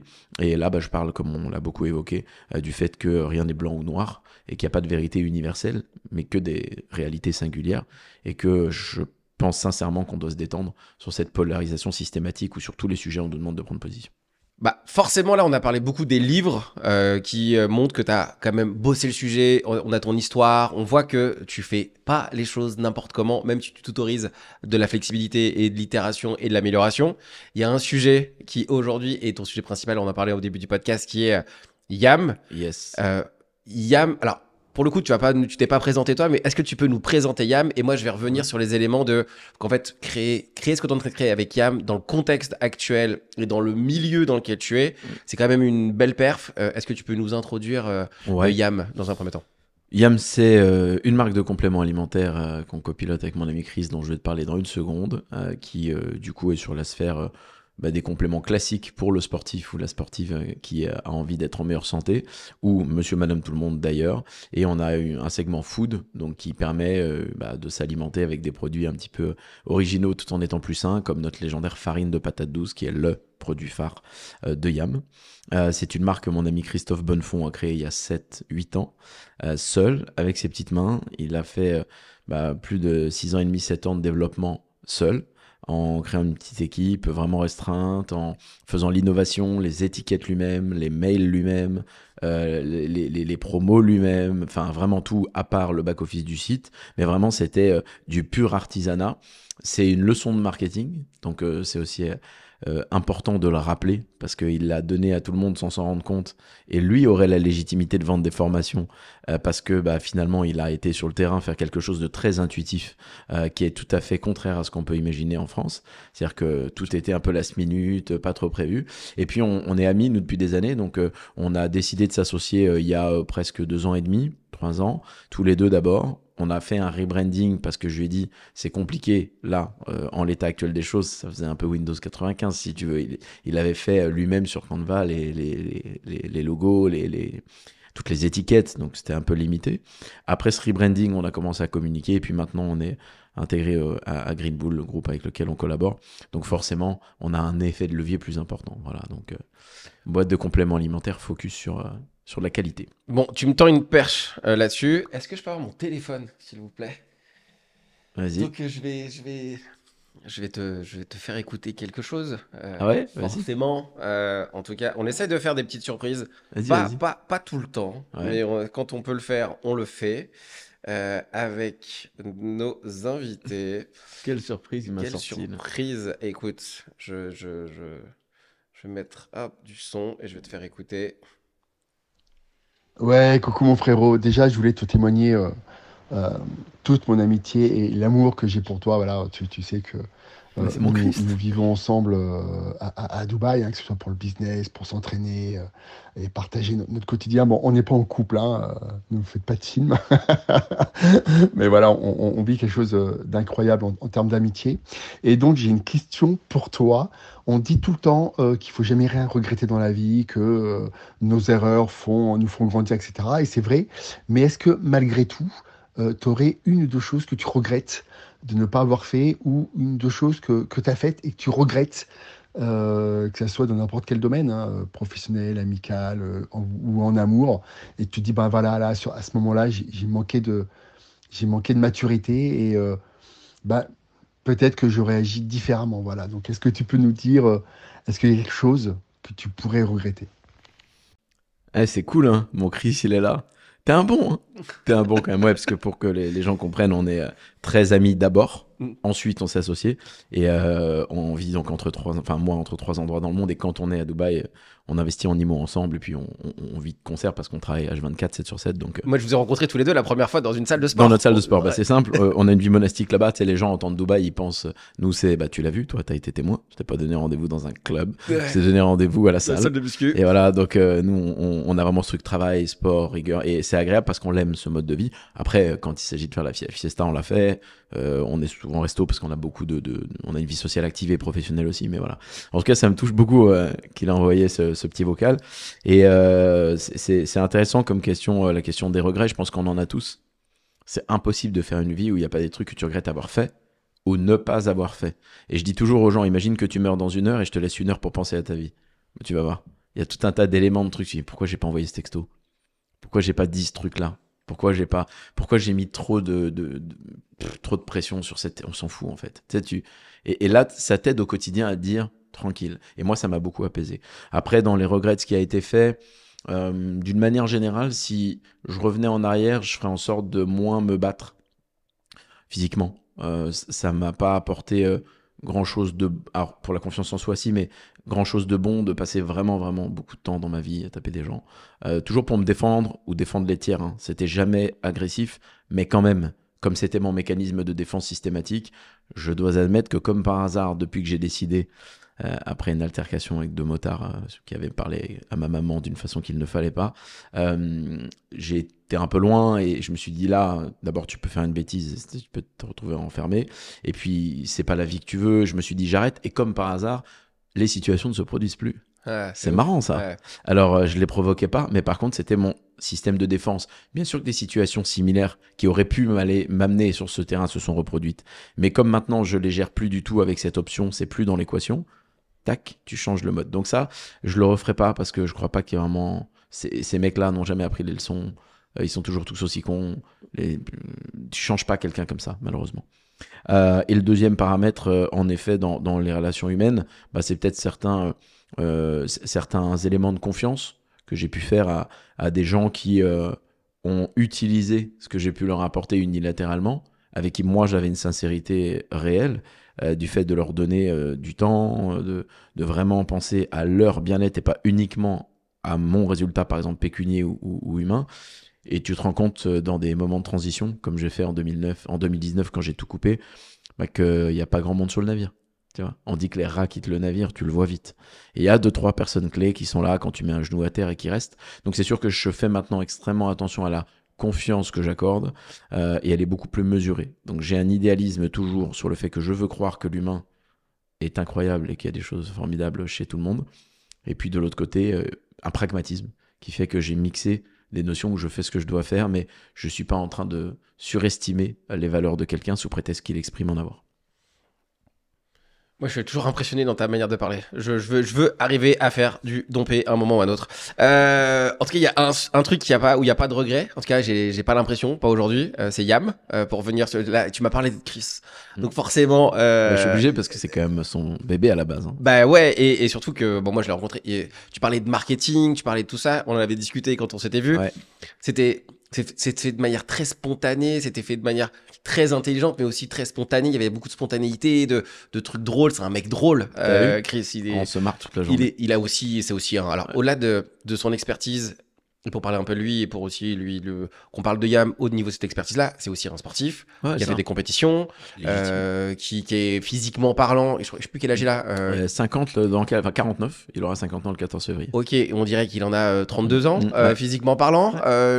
Donc on est sur quelqu'un dont c'est plus que... Et si on crée une marque de boîte, quoi. Il y a un parcours. Ouais, il y a un vrai parcours. Ça, Chris, et c'est pour ça que je parle de lui, parce que moi j'arrive, le bébé, tu vois, il est majeur. Il a torché les couches, il a galéré les trucs des dents qui poussent, il a fait je dors pas la nuit, c'est vraiment le parcours complet. Moi j'arrive, le bébé il a la faculté si tu veux. C'est quand même un rôle un peu plus facile que de se casser les pieds comme il a fait du début. Donc il faut rendre hommage à ça. Et en fait si tu veux, Chris lui il a un parcours pareil, très terrain. Il a appris lui-même, il s'est formé en tant que sportif. Puis après, il a eu une carrière de coach. Il a accompagné des gens dans les plus hautes sphères des compétitions en bodybuilding et en fitness notamment. Il a lui-même été champion de France, champion d'Europe, ce qui légitime sa capacité à faire. Et on le surnommait le roi de la sèche. Et lui, il a une particularité, c'est de maîtriser les sujets notamment relatifs à la nutrition. Et par exemple, les gens imaginent sèche égale cardio. Lui, il a fait les plus belles sèches des plus beaux athlètes que tu aies jamais vus sur scène, en France en tout cas, sans jamais leur faire de cardio une fois. Tu vois, par exemple, et en mangeant des crêpes de farine de patate douce jusqu'au dernier jour de leur programme de sèche avant une compétition. avec des glucides. Tu vois, mon Dieu, et là, bim, on casse tous les trucs que tu imagines impossibles. Et tu pourras digresser avec ton prochain invité sur la thématique, puisqu'il le connaît, puisque Chris a une autorité et une référence dans ce domaine, qu'on l'aime ou qu'on l'aime pas. Et c'est vrai que c'est agréable de savoir que les fondations de YAM, qui veut dire Sweet Potato, patate douce en anglais, c'est comme ça qu'ils appellent la patate douce dans les magasins aux États-Unis. Ok. Ils appellent ça YAM. Et en vérité, est une fondation solide, basée sur une expertise réelle et une compréhension qu'il manque des produits, innovons et créons-les pour nous. Et en fait, ce qui est agréable et ce que les gens ne voient pas en coulisses, c'est que tous les produits qu'il a créés, puisque la R&D, l'innovation, c'est Chris. Moi, je suis, par exemple, là, on a un de nos derniers produits, c'est moi qui ai donné le nom. Tu vois, je vais apporter des trucs comme ça. Mais si tu veux, la recette, le fait de réfléchir à est-ce que c'est pertinent ou pas. Tu vois, on sort un energy drink là, il n'y a pas de conservateur dedans. On fait ce qu'on peut quand on peut, mais il est très bon là-dedans parce qu'il fait des produits pour lui. Et en fait, ça, c'est génial. Parce que c'est pas une marque qui fait des produits pour le profit avec les marges. C'est un mec qui fait des produits pour lui et qui dit je cherche le meilleur pour moi. Et donc, c'est comme ça que la farine de patate douce est née. Et la légende derrière, puisque il a fait 0 € d'investissement marketing pendant 7 ans. Ça veut dire qu'il a fait une croissance organique de 20 à 25% par an tous les ans, année après année, sans jamais avoir un financement bancaire, sans jamais lever de fonds et sans jamais investir 1 € dans le media buying, donc la pub. Quand on s'est associé, je lui ai dit, il va falloir faire un peu de media buying ou de pub, mais il n'avait jamais entendu parler de ces notions. Jamais. C'était nouveau pour lui. Et ça, c'est incroyable, tu vois. Donc, je pense qu'il y a une belle leçon derrière et les fondations sont plutôt saines. Et ce qui fait que la mission est d'autant plus belle, arriver à mettre en avant des produits qui soient de qualité, qui soient utiles, dans un monde où c'est aussi compliqué parce que tu dois marketer. Et il y a une limite éthique énorme à ça, parce que tu sais que c'est pas des produits magiques, c'est le principe d'un complément. Et nous, on donne beaucoup de pédagogie, on fait des lives, on accompagne les gens, on a parfois des communautés privées, ça fait des années que Chris fait ça, pour essayer de montrer qu'il n'y a rien de magique et que la base, c'est la nutrition, la santé, l'entraînement, l'hydratation, le sommeil. Et en plus, oui, si tu peux augmenter ta thermogénèse de 1-2%, ce sera pas bien plus. C'est pas mal parce qu'à l'effet cumulé, principe des intérêts cumulés ou de l'effet cumulé, ça peut être intéressant au bout d'un an, tu vois, parce que tu vas brûler quelques calories en plus un peu tous les jours. À la fin du parcours, ça t'a aidé, mais il n'y a pas non plus de trucs magiques à vendre quand tu as une gamme de compléments alimentaires. Et je pense que c'est important d'avoir l'éthique, de donner de la pédagogie en amont de quoi que ce soit que tu vends dans un domaine qui touche de près ou de loin à la santé quand même. Là, on voit pourquoi lui, il y allait. On comprend. Toi, tu t'intègres. Il y a un lien amical, forcément. Il y a de l'amitié à la base. Des associations sur l'amitié. Bon, ok, j'en connais plein qui se finissent mal. J'en connais aussi plein qui se terminent. Pas tant que ça qui se terminent bien, mais en tout cas, le lien amical de base, il est au moins là. Qu'est-ce qui fait que toi, parce qu'en fait, la nutrition, c'est aussi... que là, on a parlé de beaucoup de choses, bien d'éléments, mais la nutrition, forcément, là, peut-être qu'on est passé à côté ou on aurait pu y aller sans le savoir. C'est pas l'élément que tu as donné tout de suite, la nutrition, dans ton cas, dans la manière dont on a amené l'histoire. Qu'est-ce qui fait que, au-delà de l'amitié, tu vas intégrer que la nutrition, c'est technique. Moi, pour connaître un petit peu le sujet, c'est hyper technique. Et si tu es au minimum pas intéressé, même s'il y a beaucoup d'argent à gagner, c'est quand même pas le milieu le plus facile ou le plus intéressant quand on n'a pas au moins une appétence. C'est vrai. Alors oui, d'une manière générale, moi j'ai eu un père très malade. J'ai passé ma vie dans les hôpitaux. Il a fait 6 infarctus du myocarde, 3 AVC. On lui a fait une quinzaine de pontages dans sa vie, amputation au jour de Noël en 2004. Enfin, tu vois, on a passé du temps dans les hôpitaux. Et donc, je suis devenu ostéo pour ça, d'ailleurs. Un classique, psychanalyse de base. J'avais envie de soigner tout le monde. Et ce qui s'est passé, c'est que j'ai développé, après son décès en 2015, une conscience du fait que vraiment, il fallait que j'ai une santé d'abord de faire et ensuite je fais le reste. Et donc là, je suis entré dans un processus de transformation physique, des habitudes, et ça a été assez fou. Moi, j'ai un avant-après de l'homme que j'étais, entrepreneur, qui fait le tour de France et qui mange dans les restaurants midi et soir, même si je faisais du sport, mais si tu veux, bon, voilà, avec maintenant qui n'a rien à voir. On a un état de forme physique et même du coup mental qui est complètement fou. Et Chris a participé à ça parce qu'en 2017, j'ai failli recruter 2 ans avant sa conjointe. Et puis ça s'est pas fait, mais comme on est correct, on s'est bien entendu. Et un jour, j'ai fait un live et elle a dit, tu devrais l'écouter, ce type, tu vas l'adorer. Il est venu sur le live, il a vu, il m'a écrit, on s'est parlé. Et en fait, on a entamé cette relation amicale comme ça. Et en 2017, j'ai fait un premier challenge avec lui de 45 jours où je lui ai dit, voilà, j'ai une date qui était le 14 juillet, symbolique par rapport à l'année précédente à Nice. Je fais un événement, je fais d'une fatalité une force. J'ai la chance d'avoir mes 2 bras, mes 2 jambes. Donc, je vais honorer cette chance et je vais me bouger le cul. Tu vois, avec cette énergie de dire, si j'étais sur le banc d'un terrain de foot, on me laisserait même pas le droit d'être sur le banc. si je fous rien et que je n'utilise pas cette chance qu'on m'a donnée. Donc j'étais animé vraiment fort par ce truc-là. Et donc je perds 11 kilos en 45 jours, vraiment en transformation incroyable. Et je découvre les joies de la diète et des trucs. Donc déjà c'est parti comme ça. Donc mon intérêt a été grandissant sur la thématique nutrition, santé, entraînement. Ce qui a fait l'association avec Chris, il est venu me voir en décembre 2021 après une rupture personnelle et puis tu sais un peu le truc que tu fais quand tu te sépares en vacances chez les potes, quoi, tu vois. Et on passe 3 semaines. Donc je travaille, parce que moi, j'ai quand même beaucoup de choses que je fais au quotidien. Et on se balade et on marchait souvent, tu vois, parce qu'on adore marcher. Et on avait de nombreuses conversations. Et à ce moment-là, l'un et l'autre, on a compris qu'on a des valeurs communes, souches, des objectifs communs. Putain, c'est con de ne pas avoir un véhicule commun au milieu, tu vois. Parce que c'est quand même dommage. Et il me disait cette phrase, c'est que c'est dommage, il faut qu'on trouve un truc à faire ensemble. Et puis en réfléchissant, je dis, écoute, souvent on cherche à faire du feu là, mais il y en avait un ici. Ça dit qu'on souffle dessus. Je sais pas, t'as créé un bébé qui est là et qui est sous-optimisé au possible. Donc moi, le seul truc que je vois, c'est ça. Et on avait juste une zone grise parce que moi, j'avais pas mal de choses. J'avais créé 2 marques au sein du groupe Green Bull, donc pour notamment nos promoteurs de produits et également sur la performance. Donc tu vois, j'avais pas mal de choses à faire au quotidien. Et je dis c'est compliqué parce que j'ai des engagements. Des gens avec qui je collabore, je vais pas comme ça faire des trucs dans le dos de qui que ce soit. Puis de toute façon, tu peux pas, hein, il faut des haines aussi pour pouvoir t'associer à qui que ce soit. Bref. Et je me suis retrouvé comme ça à mettre un pied dans ce partenariat. Au début pour internationaliser et ouvrir le marché aux Émirats et plus tard en Inde ou pays du Golfe. Et puis en fait, ça a pivoté. On s'est rendu compte que c'était compliqué, que je commençais à faire un travail qui allait impacter le branding de la marque tout court et que finalement, c'était complexe de dire fais ces actions-là mais pas là. Donc à un moment donné, on s'est regardé, on a dit allez, on s'associe, on y va. Donc on s'est associé sur la marque globalement, avec cette logique de travailler à la communication, de continuer l'innovation de façon intelligente. Et est venu ensuite le parcours du groupe. Et forcément, le fait qu'on ait intégré la marque dans le groupe nous donne plus de levier, puisque on a un accès à des capitaux plus faciles. Donc c'est un jeu de besoin en fonds de roulement très compliqué, les produits, puisqu'il faut toujours acheter plus pour anticiper la croissance du mois d'après ou des trimestres suivants. Donc c'est un jeu qui est compliqué. Et c'est comme ça que ça s'est passé. Donc la réalité, c'était valeurs souches communes, objectif commun et volonté d'avoir un véhicule commun. Et je conclue en disant qu'on est complémentaires et que Chris l'a très bien vu. Chris, c'est topons là, je te fais confiance. Et moi, je suis le mec qui dit alors viens. C'est fait, mais viens. Tu vois le contrat, là, tu vas lire et on va regarder parce que je sais que c'est nécessaire. Et en fait, c'est génial entre nous parce que lui, il fonce et moi, je cadre, tu vois, de temps en temps. Et c'est très marrant. On vit un binôme qui est assez incroyable. Et cette complémentarité, elle est agréable aussi pour les gens parce que du coup, c'est pas 2 maniaques ou 2 mecs qui foutent le bordel, c'est l'un et l'autre. C'est vrai que quand on vous voit tous les deux, moi je vous ai vu tous les deux, t'es quand même très drôle, soit dit en passant, parce que Christophe est très drôle, il est très exubérant, un peu extraverti. Quand toi, exactement, c'est plus posé, hop, attends, hop, ok, on y va, genre plus posé. On peut le faire de manière très drôle, mais les gars, posons le cadre, quoi. Voilà. Mettons du contexte pour parler d'un livre. Est-ce que aujourd'hui, Yam, alors là, forcément, c'est pas de la promo, mais en tout cas, pour parler un peu de Yam de manière différente, parce que dans le milieu du sport, la nutrition de sport, il y a quand même beaucoup d'interlocuteurs. Il y a quand même beaucoup de gens. On va prendre Decathlon, mais Decathlon, déjà, il y a une gamme pas si grande que ça, mais à Decathlon, tu peux acheter des produits.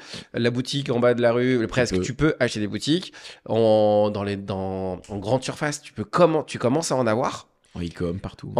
T'as vraiment partout. Donc, c'est quand même une intégration, même s'il est déjà présent, parce que le but, c'est de grandir, devenir un leader, je sais pas, tu vas peut-être nous en parler sur le marché, mais c'est quand même, t'es en concurrence avec beaucoup de gens et en plus avec des gens qui ont des énormes budgets parce que là, ok, certes, il y a Green Bull, mais à côté, il y a du biotech, il y a des énormes, des mastodontes là-dedans. Tu peux nous expliquer un peu comment vous allez faire pour sortir comment vous allez faire. En tout cas, l'idée d'y aller parce que s'associer, c'était déjà un challenge.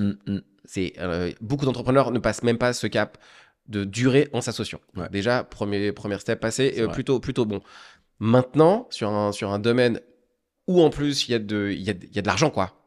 Beaucoup. Il y a beaucoup d'argent. C'est celui qui gagne un peu, c'est celui qui a de l'argent, presque. J'exagère, mais pas loin. C'est quoi la strat ? Alors je vais te faire une réponse un peu contre-intuitive, qui est peut-être pas du tout ce que les gens s'attendent à entendre. Mais en fait, j'en sais rien. Parce qu'en fait, l'un des trucs qu'on remarque dans le monde entrepreneurial, et a fortiori dans les gens qui créent des contenus comme nous, c'est parce qu'on est habitué à driver, Bien sûr, on a un peu la réponse systématique à des choses parce que c'est notre rôle. Et en plus, le capitaine, le truc, tu as cette image, tu sais ce que tu veux, tu sais où tu vas. Pas trop. Pourquoi ? Parce que je ne l'ai jamais fait. Ouais. Donc, on a des blueprints, donc des plans qui ont été réalisés par des gens dans le passé. Enfin, moi, j'ai commencé à entreprendre, je faxais des contrats. Donc, est-ce que ce que je faisais est réplicable aujourd'hui ? Je ne sais pas. J'ai eu dans mon équipe, à l'époque, des gens qui avaient joué en NBA, notamment aux États-Unis. Et l'un d'entre eux avait passé un bac+5 à Charlotte. Et en 92, il a été diplômé. Et c'est un master degree en business, MBA maintenant. Et il me dit, Dompé, tout ce que j'ai appris, il n'y a plus rien plus rien. Plus rien n'est, le mot en anglais c'est accurate, donc en français, plus rien n'est mis à jour, plus rien n'est valable aujourd'hui, parce que les réseaux sociaux, parce que la manière dont on fait de la pub est plus la même, etc. Donc je digresse sur le sujet, mais je pense que c'est important parce qu'il y a une obsolescence naturelle. Donc oui, il y a un parcours du passé de certains individus ou le mien qui fait qu'on a une stratégie, mais quand je dis j'en sais rien, c'est que je ne peux pas assurer qu'on a raison. Je ne peux pas assurer qu'on va gagner. On ne sait pas ce qu'on est en train de faire au quotidien. Et même quand j'aurais fait une boîte peut-être qui fait 30 millions par mois, je te dirais oui, mais est-ce que je vais le répliquer dans un autre domaine ? Il n'y a rien de moins sûr. Et c'est pour ça d'ailleurs que c'est très dur de répéter les succès. À part Elon Musk, t'en connais beaucoup.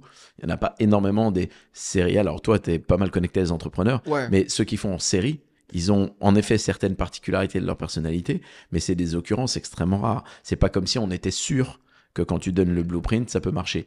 On est sûr que quand tu donnes le blueprint, ça peut avancer.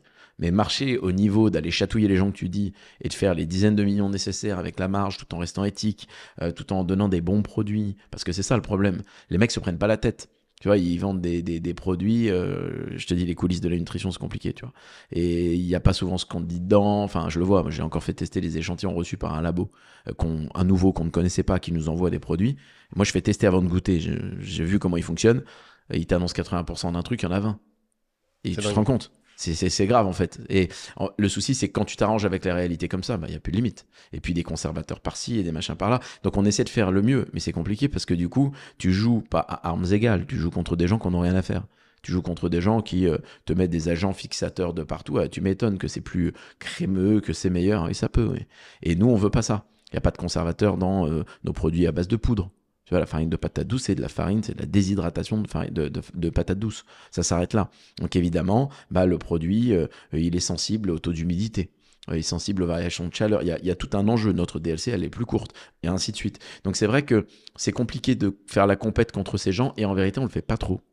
Et c'est la conclusion de ta question. On essaie de s'améliorer, nous. Donc, on est très centré sur ce qu'on fait. La concurrence n'est pas un problème parce que ça tire vers le haut la volonté des gens de prendre soin d'eux et d'aller dans le monde, notamment de la nutrition et des compléments alimentaires. Et on essaie d'être bon dans l'innovation. Merci à Chris, ses compétences et les gens qui nous entourent. Parce que Eric, on a 2-3 personnes autour de nous qui nous aident et qui sont incroyables. Et on essaye de marketer correctement. Alors nous, on a une com très décalée, très fun, parce que c'est ce qu'on est au quotidien, donc on continue là-dessus, mais tout de même pédagogique, en disant aux gens, attention de ne pas vous faire avoir. Et tu vois, en ce moment, on a mis 750 clients là, dans un challenge où on les accompagne pendant 5 semaines pour qu'ils perdent un peu de poids.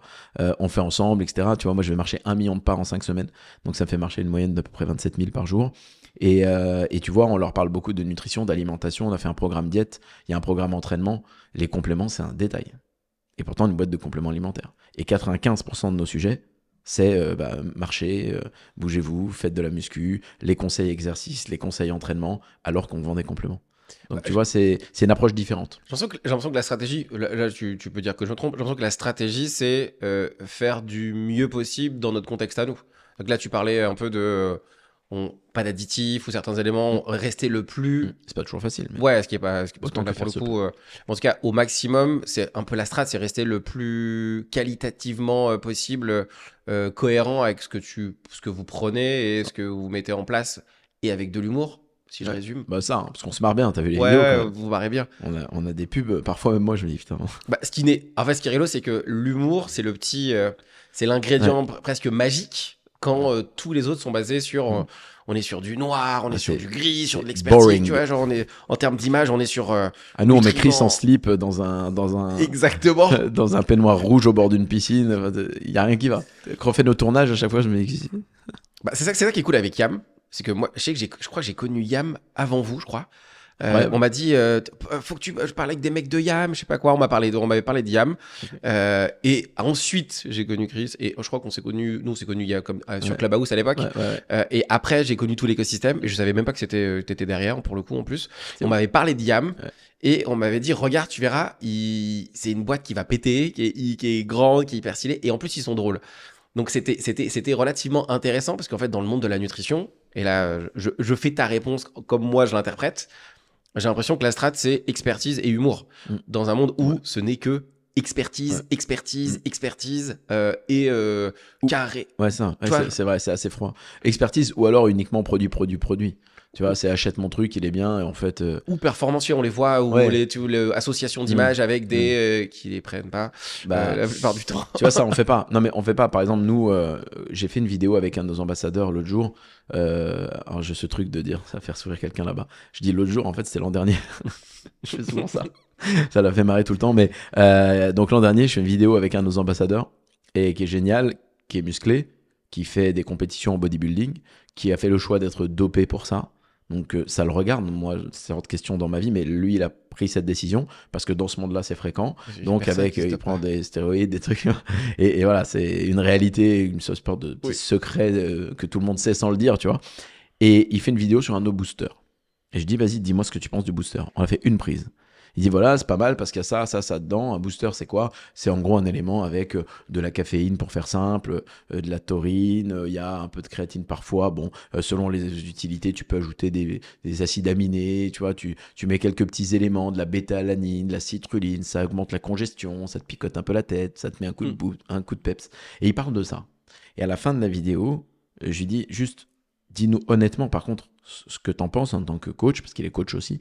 Et à la fin, il dit, attendez les gars, ça, c'est pas un produit magique. Ça va pas vous faire exploser. Vous n'allez pas d'un seul coup devenir musclore. C'est juste un petit coup de boost parce que vous êtes soit fatigué, soit parce que vous avez envie d'avoir des sensations plus congestionnées à l'entraînement. C'est tout ce que ça fera. Et tu vois, les gens en commentaire, ça m'a plu, ont mis « Ah bah ça fait plaisir, enfin une pub honnête ». C'est pas le truc où tu mets Simeon Panda, qui est une légende du monde du fitness, qui est dopé qu'il en peut plus depuis le premier jour de sa vie, le mec. Et ça n'enlève pas son éthique de travail, c'est une machine, c'est pas ça que je dis. Mais là, je parle en tant que personne qui pilote une entreprise de compléments alimentaires. On a une responsabilité. On va pas faire le mytho à expliquer que « Ah, c'est mon fat burner ». Espèce de trou du cul. Et ton fat burner, il augmente 1% de ta thermogénèse. 1% de ta thermogénèse par jour, fais les maths, même à l'effet cumulé, ça te met pas sec comme ça. Il faut que tu aies une alimentation extrêmement stricte parce que je respecte la dedication de ces mecs-là, sont des machines de guerre là-dessus. Il faut que tu t'entraînes fort. Et en effet, il y a des produits anabolisants qui font que ton corps fonctionne à sur-régime, ce qui n'est pas une norme. Et donc, tu te dois de... Donc, en effet, nous, on fait le choix de ne pas être dans cette espèce de faux semblant, de te mettre un mec parfaitement sec et en disant regarde grâce à quoi on le fait. Nous, quand on a des types qui font des vidéos avec nous, bah, ça m'arrive, par exemple, j'en ai un autre dans une salle qui faisait des références aux crêpes de farine de patate douce et il rigole et il dit oh, vous voyez, c'est grâce à ça. Et il monte ses biceps et ses abdos tracés. Et après, je dis dans la vidéo, et on l'a mis en pub, je dis non, évidemment, c'est pas grâce à ça, mais par contre, tu le consommes même en prépa. Tu vois, et en fait, on veut rester là-dedans, on veut pas s'échapper à dire on devient comme tous les mecs qui vont trop loin dans le marketing. Qui ont du rêve presque, là, c'est prends ça, tu vas maigrir et en plus tu seras musclé. Mais nous, on va tellement loin que notre pub la plus connue, nos pubs les plus connues, c'est pour le Virilis. Est-ce que j'allais t'en parler, merci. Tu vois, le Virilis chez nous, c'est le produit que Chris a développé sur la stimulation naturelle de la testostérone masculine. Alors, warning, pareil, c'est quelques pourcents. Mais en effet, il y a des produits dedans et l'un d'entre eux, c'est l'ashwagandha. Il est d'ailleurs régulé et empêché dans certaines doses dans beaucoup de pays. Parce que c'est quand même assez puissant. Et on se rend compte qu'il y a un effet sur la libido. À la base, testostérone, c'était surtout pour la drive de la prise anabolique de masse musculaire. C'était pour ça que le complément a été créé. Et puis le dérivé, c'est que les clients nous font des retours de malades en mode les gars, putain, je passe des nuits, je suis à fond. Et nous, on s'est dit, attends, qu'est-ce qui se passe là? Alors, on savait qu'il y avait des vertus au niveau de la libido, mais c'est une dinguerie le truc, tu vois. Bon, et en plus, comme nous, on est honnête, je dis, écoute, moi, je peux pas avoir de différence sur un truc où il n'y a pas de problème. Donc, je suis pas un bon exemple pour te dire, moi, en tant qu'on a beau être là à vendre les produits. Et donc, tout le monde est à fond. On a tellement caricaturé le truc, parce que nous, c'est ça le point, qu'on a fait des vidéos on ne peut plus drôle, où d'abord on a tourné une pub assez classique où Chris joue l'acteur, je suis dedans, on fait un tellement vrai, enfin c'est vraiment rigolo. Et le jour où on a décidé de partir sur cette communication, on a créé d'autres contenus. Et j'ai pris un ami à moi, Richard, qui est mannequin, qui est vraiment, tu vois, un beau mec, j'étais avec lui pour son anniversaire hier, avant-hier, et il a tourné une pub avec nous. Je lui ai dit, écoute, tu vas caricaturer le plus que tu peux. Je veux vraiment qu'on fasse le contre-pied de ce que les gens peuvent imaginer. Pas en mode, oui, c'est grâce à ça que... Je dis, fais tout ce que tu veux. Et le mec, il fait des vidéos qui sont... C'est gênant, carrément. Tu vois, il est là dans la piscine, il dit, alors les filles, allez. C'est gênant à mort. Et en fait, il se fait tailler parce que comme tout le monde est premier degré et que les gens, et ça m'attriste beaucoup, n'ont pas la capacité de comprendre le second degré, c'est très grave de pas comprendre qu'on est en train d'ironiser, qu'on est en train de se marrer. Je dis, un mec, ah bon, il y a 30 ans, t'as besoin de ça. C'est l'autre, mannequin, beau qu'il en peut plus, il est en pleine santé, t'as cru qu'il avait besoin de quelques compléments. Ils sont fous, les gens. Mais en fait, il le dit sur le versant caricatural, et du coup, il y a des milliers de commentaires où il se fait insulter, et c'est grave. Et en fait, ça a fait quoi? Validation en direct du produit. Bah oui, bien parce sûr. que les gens qui lisent et qui voient qu'on se fait insulter, en mode, oui, pourquoi vous avez besoin de ça? Dans leur tête, transfert de conviction que c'est un peu comme un Viagra naturel. Le mec il dit putain je vais l'acheter et il l'achète in the dark parce que c'est le genre de truc que les mecs vont pas storyteller en story hein. Oh j'ai acheté un truc pour ma libido, personne fait ça, mais en fait les ventes ont explosé, mais c'est notre pub la plus rentable. On parle de chiffres assez violents, tu vois. Bah, on pourra parler de chiffres, j'en ai 2-3, tu me diras si on peut y aller ou pas, ou tu as des chiffres à dire. Le Virilis, ce qui est rigolo avec la com, c'est qu'on parle de nutrition et encore une fois tu vois, je reviens un peu sur la strat, c'est pas contre-pied Yam, mais quasiment en fait hein. Ouais, parce que on a complément alimentaire et food. On a les deux, donc c'est plus dans le parti complément. Et le contre-pied que j'ai en tête, parce que moi je suis allé sur votre site, j'ai commandé des produits et il y avait un sujet qui avec était... le code promo high value, donc qu'est-ce qu'on Même fait? pas, j'ai pas de code promo. Bah si vous voulez un code promo les gars, tout le monde fait un code promo. Négocier, on va l'ajouter. Mais par contre, il y avait un truc que j'avais trouvé génial sur votre contre-pied, c'est sur les BCA. Alors je sais pas si c'est encore d'actualité. Ouais, toujours. Il y avait écrit BCA. Ça sert à rien. Il y a la case BCA sur le site. On a une case BCA et quand tu cliques dessus, on a écrit écoute, comme scientifiquement c'est pas si utile que ça tant que tu manges des protes autour de tes entraînements, ça sert à rien d'en prendre. Bah c'est un truc sur lequel on margerait de fou. On parle normal, tout le monde en prend. On parle d'un sacrifice en centaines de milliers d'euros par an, mais il faut comprendre ce que ça représente d'avoir une décision pareille. Ça fait pas de sens. D'ailleurs, nos associés de temps en temps nous disent vous exagérez un peu, tu vois. Mais alors là, pour le coup, Chris comme moi, on est pareil là-dessus. Donc c'est-à-dire qu'il n'y aura jamais de BCA chez Yam? Alors en fait, il y a une demande pour les gens qui sont véganes notamment, pour avoir des sources de prods différentes. Donc on va peut-être répondre à cette demande d'une certaine manière, mais spécifiquement pour eux. Mais bon, même là, c'est encore pas acté, tu vois. Parce que ça, c'était le truc que j'avais trouvé génial. Je crois que c'est comme ça qu'on m'avait parlé de vous. J'allais dire, je vais prendre des BCA pour le sport et tout. Et il m'a dit, mais non, mais mec, truc Yam, ils disent que... Je suis allé sur votre site, j'ai voulu prendre des BCA, pas de BCA. J'avais trouvé ça dans le monde de la muscu où tout le monde... Il y a bien un truc que tout le monde prend. C'est ça. C'est des BCA. Et en plus, on a mis dans le A to Z, là, le truc, on a mis BCA. Et quand tu cliques dessus, tu as l'explication. J'avais trouvé ça génial. Trouvé ça en fait, voilà, ça c'est comme ça qu'on fonctionne et on n'est pas parfait. C'est juste qu'on essaie de rester dans la limite du possible, tu vois, dans cette vision-là. Et Chris sait que scientifiquement, il y a une valeur très anecdotique. Et se dit, je vais pas vendre un truc que je prends pas moi-même, quoi. Tu vois. La cohérence. Est-ce qu'on peut annoncer des chiffres sur Yam ou pas du tout? Ça fait combien de CA aujourd'hui? Ouais, mais c'est relativement public. Puis on a fait le podcast avec Alex sur la partie très business. Il y a un moment, au cumul, c'était un peu plus de 10 millions de chiffre d'affaires. Mais là, cette année, 3,3 millions l'an dernier, je crois. Et on va chercher 5, 6, 7 là. On est en croissance, quoi. On est en croissance. Mais après, il y a des enjeux. Tu vois, j'ai décalé le lancement de Dubaï parce que je pilote pas mal ça. D'abord parce qu'il faut parler anglais.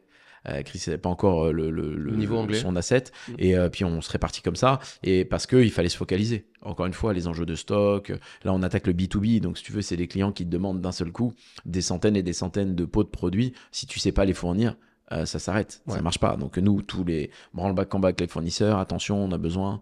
Bah oui, mais on peut pas produire, donc j'ai dû faire des négos en style, bon, j'ai pas le temps. Donc, je te paye 100% maintenant, c'est bon. Ah oui, soudainement, ça va. Ouais. Donc, mais faut sortir de l'argent pour ça. Ouais. Donc, c'est un peu un enjeu. Mais voilà, c'est une boîte qui va dans cette direction. Et c'est un petit bébé dans le domaine. Hein, parce que ça impressionne peut-être quelqu'un qui connaît pas. Mais dans le domaine de la nutrition, c'est pas gigantesque de faire 300, 400, 500 000 euros par mois. C'est pas non plus... tu vois, c'est sympathique. Voilà, une belle boîte. C'est une boîte qui est intéressante, qui a vocation à devenir plus grande. Voilà, ça en croissance. Pour le coup. L'objectif chiffré, c'est d'aller chercher quoi? Alors, si vous l'avez en tête. Ouais, il y en a pas particulièrement d'idéal parce qu'on est en croissance et on aime ce qu'on fait. Donc en fait, on va pousser le bébé et le développer, tu vois. Ouais. Il n'y a pas vraiment de limite, mais il faut des sortes de petits targets comme ça, occasionnels. Le premier, c'est d'arriver au million mensuel. Ça, c'est vraiment un truc, mais plus psychologique pour se dire, voilà, on fait Ça y est, on avance, voilà. Donc, 10 millions dans l'année, ça sera bien. Donc, ça sera autour de 830 000 et quelques mensuels qu'on l'atteindra. Et puis après, si tu veux, on est plus sur des stratégies de diversification, d'augmentation de marge sur des produits où on peut, avec des stratégies de communication différentes. Enfin, tu vois, on est plus là-dessus.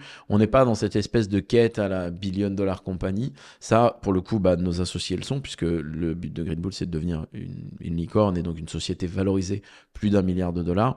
Et puis, il y a une quinzaine de marques et de sociétés au milieu dans le groupe. Mais nous, à l'échelle de YAM, le combat est de Chris et de moi dans le pilotage quotidien.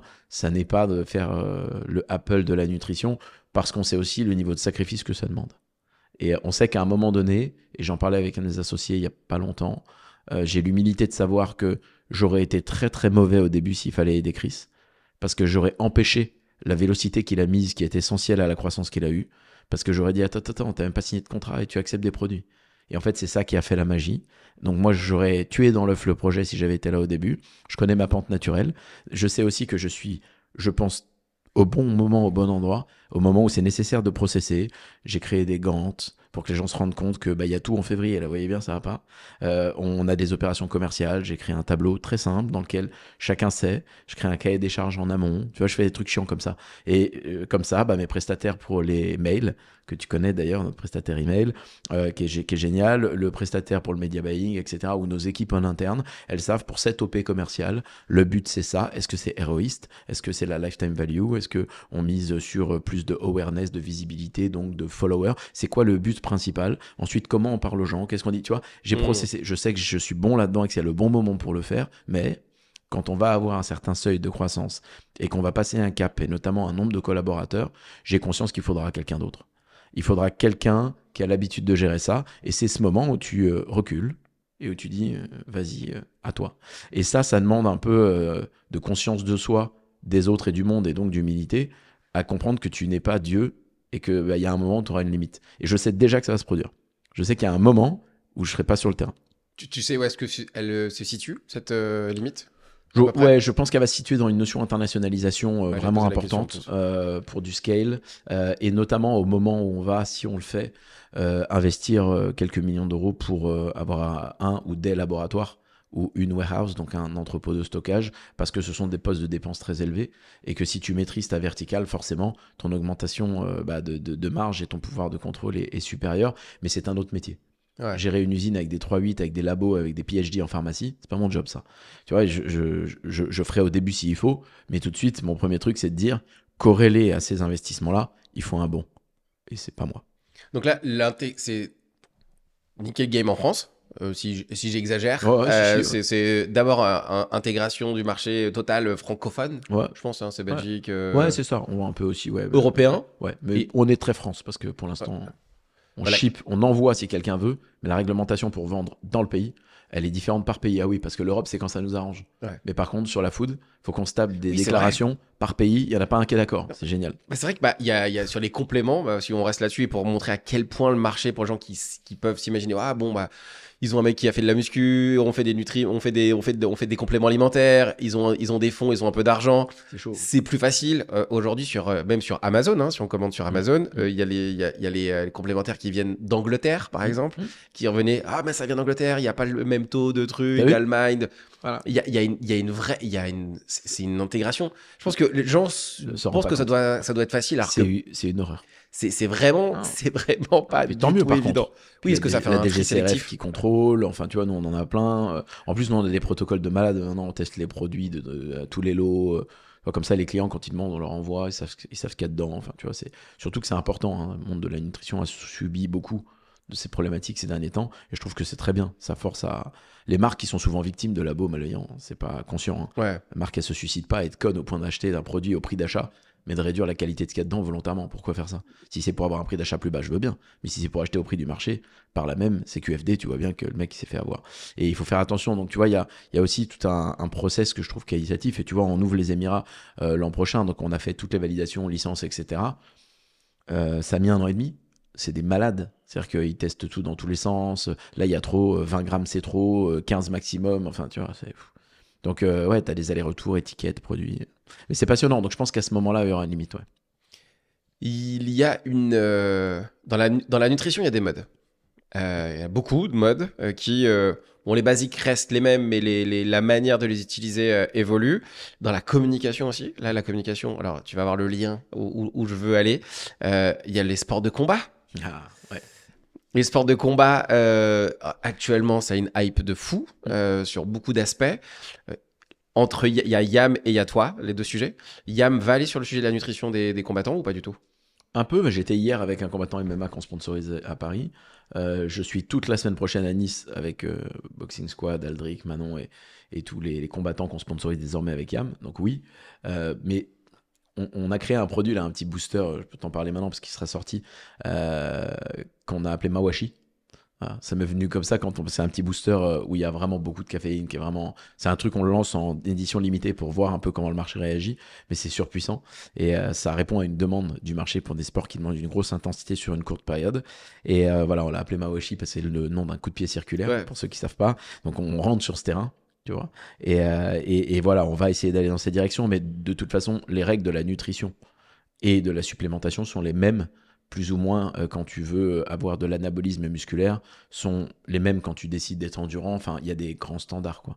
Donc on n'a pas de trucs spécifiques à créer en plus, à part ce genre de petits clins d'œil, mais qui sont plus des clins d'œil marketing que des clins d'œil du produit révolutionnaire qui les aiderait. Eux, ils ont besoin de collagène, de magnésium, de vitamines s'ils ont une micronutrition qui est pas assez bonne, et puis c'est bien. Parce que là, j'avoue qu'en termes de com, si association d'image, là, à l'instant où on en parle, MMA et nutrition, et en plus, t'en as une que moi que je connais, l'autre combattant, je le connais pas, Manon Fiorot, qui est la française qui est partie pour... on lui souhaite, hein, d'arriver à Il avoir... n'y a même pas besoin, c'est une machine à le faire, qu'on croise les doigts ou pas. Je sais, Elle est incroyable.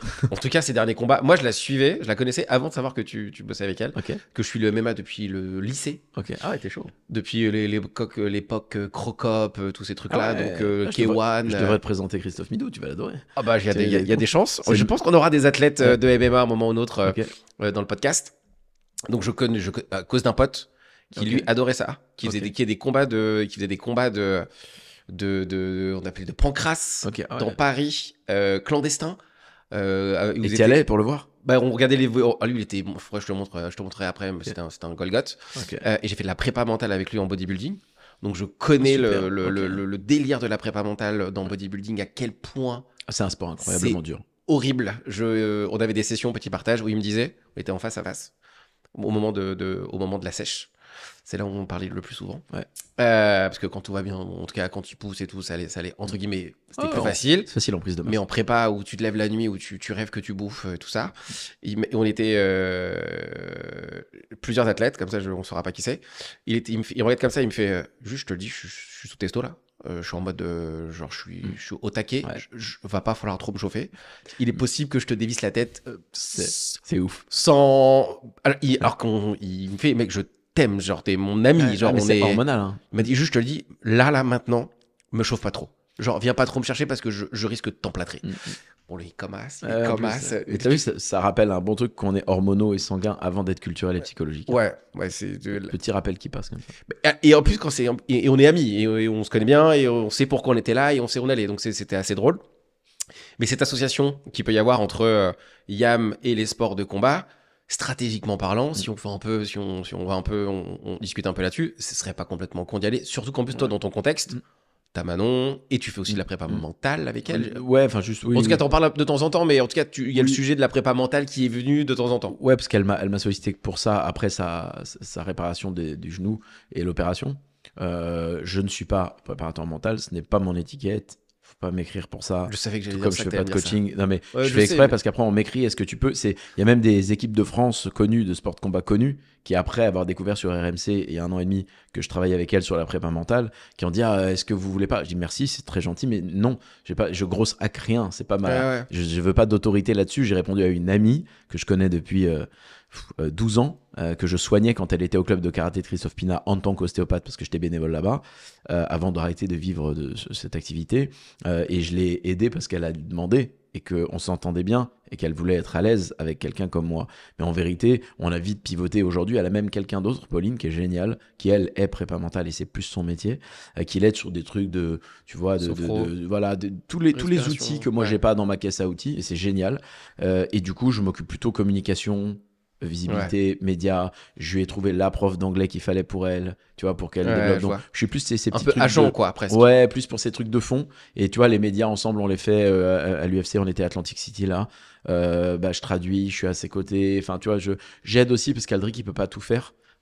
T'imagines, couple, manager, entraîneur, truc, il a tous les autres combattants et ça permet aussi de déléguer et du coup on fait une bonne team. Mais voilà, c'est très humblement, je joue seulement à 0,1%. C'est les gens qui se tapent avec elle dans la cage et qui s'entraînent tous les jours avec elle qui font qu'elle est ce qu'elle est. Et elle, mais moi, alors je suis vraiment je sais même pas si je suis la goutte d'eau, tu vois. C'est un cheveu. Donc voilà, ça fait partie du process. Et par contre, on va sponsoriser, et c'est le cas maintenant, donc toute l'organisation d'Aldric Cassata, donc Boxing Squad. Et là, on est content. Pourquoi ? Parce que on suit une dynamique dans laquelle j'ai les deux pieds et que je crois être bonne et plutôt saine. Donc on est content d'avoir ce côté, tu vois, philosophie et produit. On commence à arriver sur la fin du podcast. Il y a forcément un truc qu'on a en commun, on en a parlé, et j'en parle jamais, mais moi je sais que, pour donner un peu l'exemple du MMA, et je le remercie, mon pote, de l'avoir fait, c'est lui qui m'a amené au MMA, K1, tous ces trucs-là, de regarder les sports de combat, les livres. Tu vois si tu te rappelles de l'époque ? Ouais, c'était que des livres. Mais je sais. Mais tu t'es entraîné un peu, t'avais essayé ? J'ai fait du kick et de la boxe thaï. Ok, d'accord. T'as aimé ? Oh, j'ai adoré. Ouais. J'ai fait beaucoup de breakdance. Ok, ouais, ça je sais. Ça, c'est un truc que j'ai adoré et qui m'a construit mentalement sur plein d'aspects. Et j'ai fait des sports de combat tardivement. Et j'ai fait des sports de combat. Je pense que la seule et unique raison pour laquelle je fais des sports de combat, j'ai pas fait de compète. C'était vraiment en y allant pour me. J'avais challenge. juste envie de savoir avec quelqu'un qui sait vraiment se taper qu'est-ce que ça vaut et est-ce que j'étais capable. Moi, bizarrement, avec les sports de combat, je voulais juste savoir si j'étais capable d'encaisser et de rétorquer des énormes coups ou des coups de gens qui étaient hyper bons. J'avais juste envie de savoir. Et t'as vu que oui. Et en fait, ce qui est ouf, c'est que, et ça qui est génial avec les sports de combat, c'est que tu vas avec soit de la peur, soit envie de créer de la peur chez l'autre. En tout cas, c'est un peu comme ça comme je l'ai vécu. Moi, je suis pas allé pour susciter de la peur, je suis allé en me disant, vas-y mec, fais-toi défoncer par des gens et vois jusque où tu peux aller et jusque où tu peux continuer d'avancer, même quand t'es contre le mur là et que T'as vu, c'est dur ce moment. Hein. Et tu te fais défoncer, et tu te dis, waouh, genre comment je vais sortir de là, tu vois. Et t'en sors. Et ce qui est rigolo, c'est que il y a deux aspects, c'est que tu pensais que ce moment-là, ça allait être le plus dur, et que le moment le plus dur, il vient de nulle part. Où tu t'y attends pas. Tu te manges le petit coup, le jab qui te et là tu te dis, oh, là, ce que tu viens de me manger maintenant. C'est là la sanction. Là, c'est dur. Là, et après, les trucs s'enchaînent et tu te retrouves dans le coin, bref. Mais t'as vu, ça joue pour la confiance en soi. Ah, mais moi, moi, je dis aux gens, allez prendre des coups et en rendre juste un peu une fois dans votre vie. Vous allez voir. Les sports de combat, ça te remet à ta place sur plein d'aspects et ça te. Humilité et confiance en toi, les deux. Ça te fait grandir. C'est le breakdance et les sports de combat, c'est les deux sports que moi je recommande à absolument tout le monde parce que c'est les deux sports qui te disent ce que tu pensais impossible devient possible parce que tu arrives à faire des trucs de fou en breakdance. Grave. Et ce que tu pensais possible est beaucoup moins accessible que tu l'imagines. Du coup, tu vas vriller et Airflare, ça sera toi mon prof, c'est ça ? Tu sais que c'est j'ai arrivé à en faire qu'une seule. C'est dur, hein. Tu sais que j'ai commencé la vrille pour ça. Je dévoile un secret que personne sait. Mais moi j'ai bossé, je crois que j'ai passé des années à essayer de la tenter. J'en ai fait qu'une seule. J'arrive à faire Thomas, Airflare, Coupa et redescendre, mais jamais réussi. C'est bon, j'en rêve encore la nuit. Tu vois ? Je rêve encore. Je fais. Moi j'ai vu, personne sait ça. J'ai vu un ami en 2010, Maxime, qui faisait partie de la team Pokémon, c'est à Lyon, qui est incroyable. D'ailleurs, je l'embrasse. Et en 2010 à Cologne, je l'amène à un événement en Allemagne et il commence à faire une vrille devant tout le monde. Il y avait 15 000 personnes. Je le regarde. Je dis, le fait que ton corps soit capable de faire ça, me rend ouf. Je fais ça moi. Et il m'a répondu, donc Pierre, il va falloir faire des handstands. Je lui ai dit, par quoi on commence ? Il m'a dit, il faut que tu maîtrises absolument d'être sur tes mains. Et une fois que tu seras là, on va commencer à tourner. Et une fois que tu seras là, on fera. Et je lui ai dit, je le ferai. Alors il a rigolé en me disant, oui, il connaît ma détermination, mais quand même, il se disait l'autre, il entreprend, il n'aura jamais le temps. J'ai commencé, c'était en 2010, hein, t'imagines ? J'ai commencé les handstands en 2019. Et ça fait maintenant 4 ans plein que je fais 30 à 40 minutes de handstand 6 sur 7 toutes les semaines, semaine après semaine. Voilà. Et là, même la perte de poids, c'est pour ça. Je suis bien comme ça, tu vois. Une tablette, qu'elle soit saillante, pas saillante, c'est au bout d'un moment. Mais je le fais parce que enlever des kilos me permet d'aller vers l'exercice. Et là, cet été, un des trucs qu'on va entamer notamment, c'est tout ce qui va être stabilité de base, coupole, airflare ou Thomas, parce que c'est un peu plus simple quand même, dans le but de faire une vrille. Donc tu vois Moi, je faisais coupole. J'ai arrêté de les faire parce que généralement, je les faisais pendant les mariages des potes et tout. J'en faisais encore. Et bobo. Poignet, ça allait. Je me suis fait une énorme déchirure d'adducteur quand j'étais plus jeune parce qu'on s'entraînait n'importe comment et qu'on sait donc et que j'avais pris du roi cutane à l'époque qui m'avait complètement défoncé et j'ai eu une déchirure d'adducteur horrible qui a duré des années. Donc moi, au moment où j'étais le plus fort dans le break, c'était horrible. Génial. Donc c'était génial. Et j'ai quand même réussi à revenir. Et là, j'arrivais à faire qu'une vrille main. Pourtant, je te jure, des entraînements entiers à le faire. Et vrille coude. J'arrivais à les enchaîner dans des tricks. Ok. Thomas, coupole, vrille, dog, repartir. C'est incroyable. Alors que je suis pas souple. Je suis pas souple. Je suis raide sa mère. Ok. De ouf. Ça me rassure, Mais le peu de souplesse que j'arrivais à l'utiliser de manière optimale. C'est-à-dire que j'ai jamais su faire le grand écart. J'ai pas une souplesse comme Chris il a, par exemple. Il le fait entre deux chaises. Je l'ai pas et j'ai jamais eu. Mais par contre, le peu que j'arrais à le faire. Je vais voir des vidéos après. Je crois que j'en ai. Je crois qu'on a pas très peu. À l'époque, il y avait pas de caméra.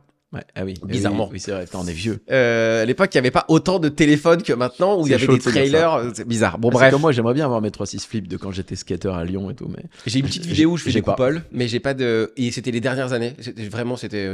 On s'entraînait même plus. Et je te montrerai après, tiens. On a digressé, les gars, on est entre nous. Bon, en tout cas, on arrive sur la fin de ce podcast. On a parlé de pas mal de choses. Qu'est-ce que tu aimerais que les gens retiennent de notre échange, Nompé ? Soyez cohérents, simple, efficace. Faites des trucs que vous dites. Vous restez droit et surtout faites en sorte que vos actions, elles matchent de là où vous venez, là où vous voulez aller, ce qui vous constitue. Faites pas trop de trucs contre vos principes, vos valeurs, vos contre-intuitifs.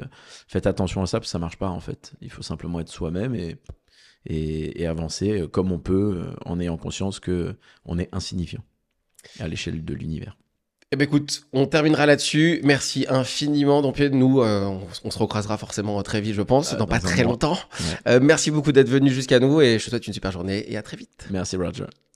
J'espère que cet épisode t'a plu. Si toi aussi t'as envie de passer de entrepreneur à high value entrepreneur, tous les liens sont dans la description. N'hésite pas à me contacter. Tu vas voir, on va pouvoir faire des trucs de dingue et peut-être que tu auras des choses à raconter aussi passionnantes que l'entrepreneur que tu viens de voir. On se retrouve au prochain épisode. Merci et à très vite.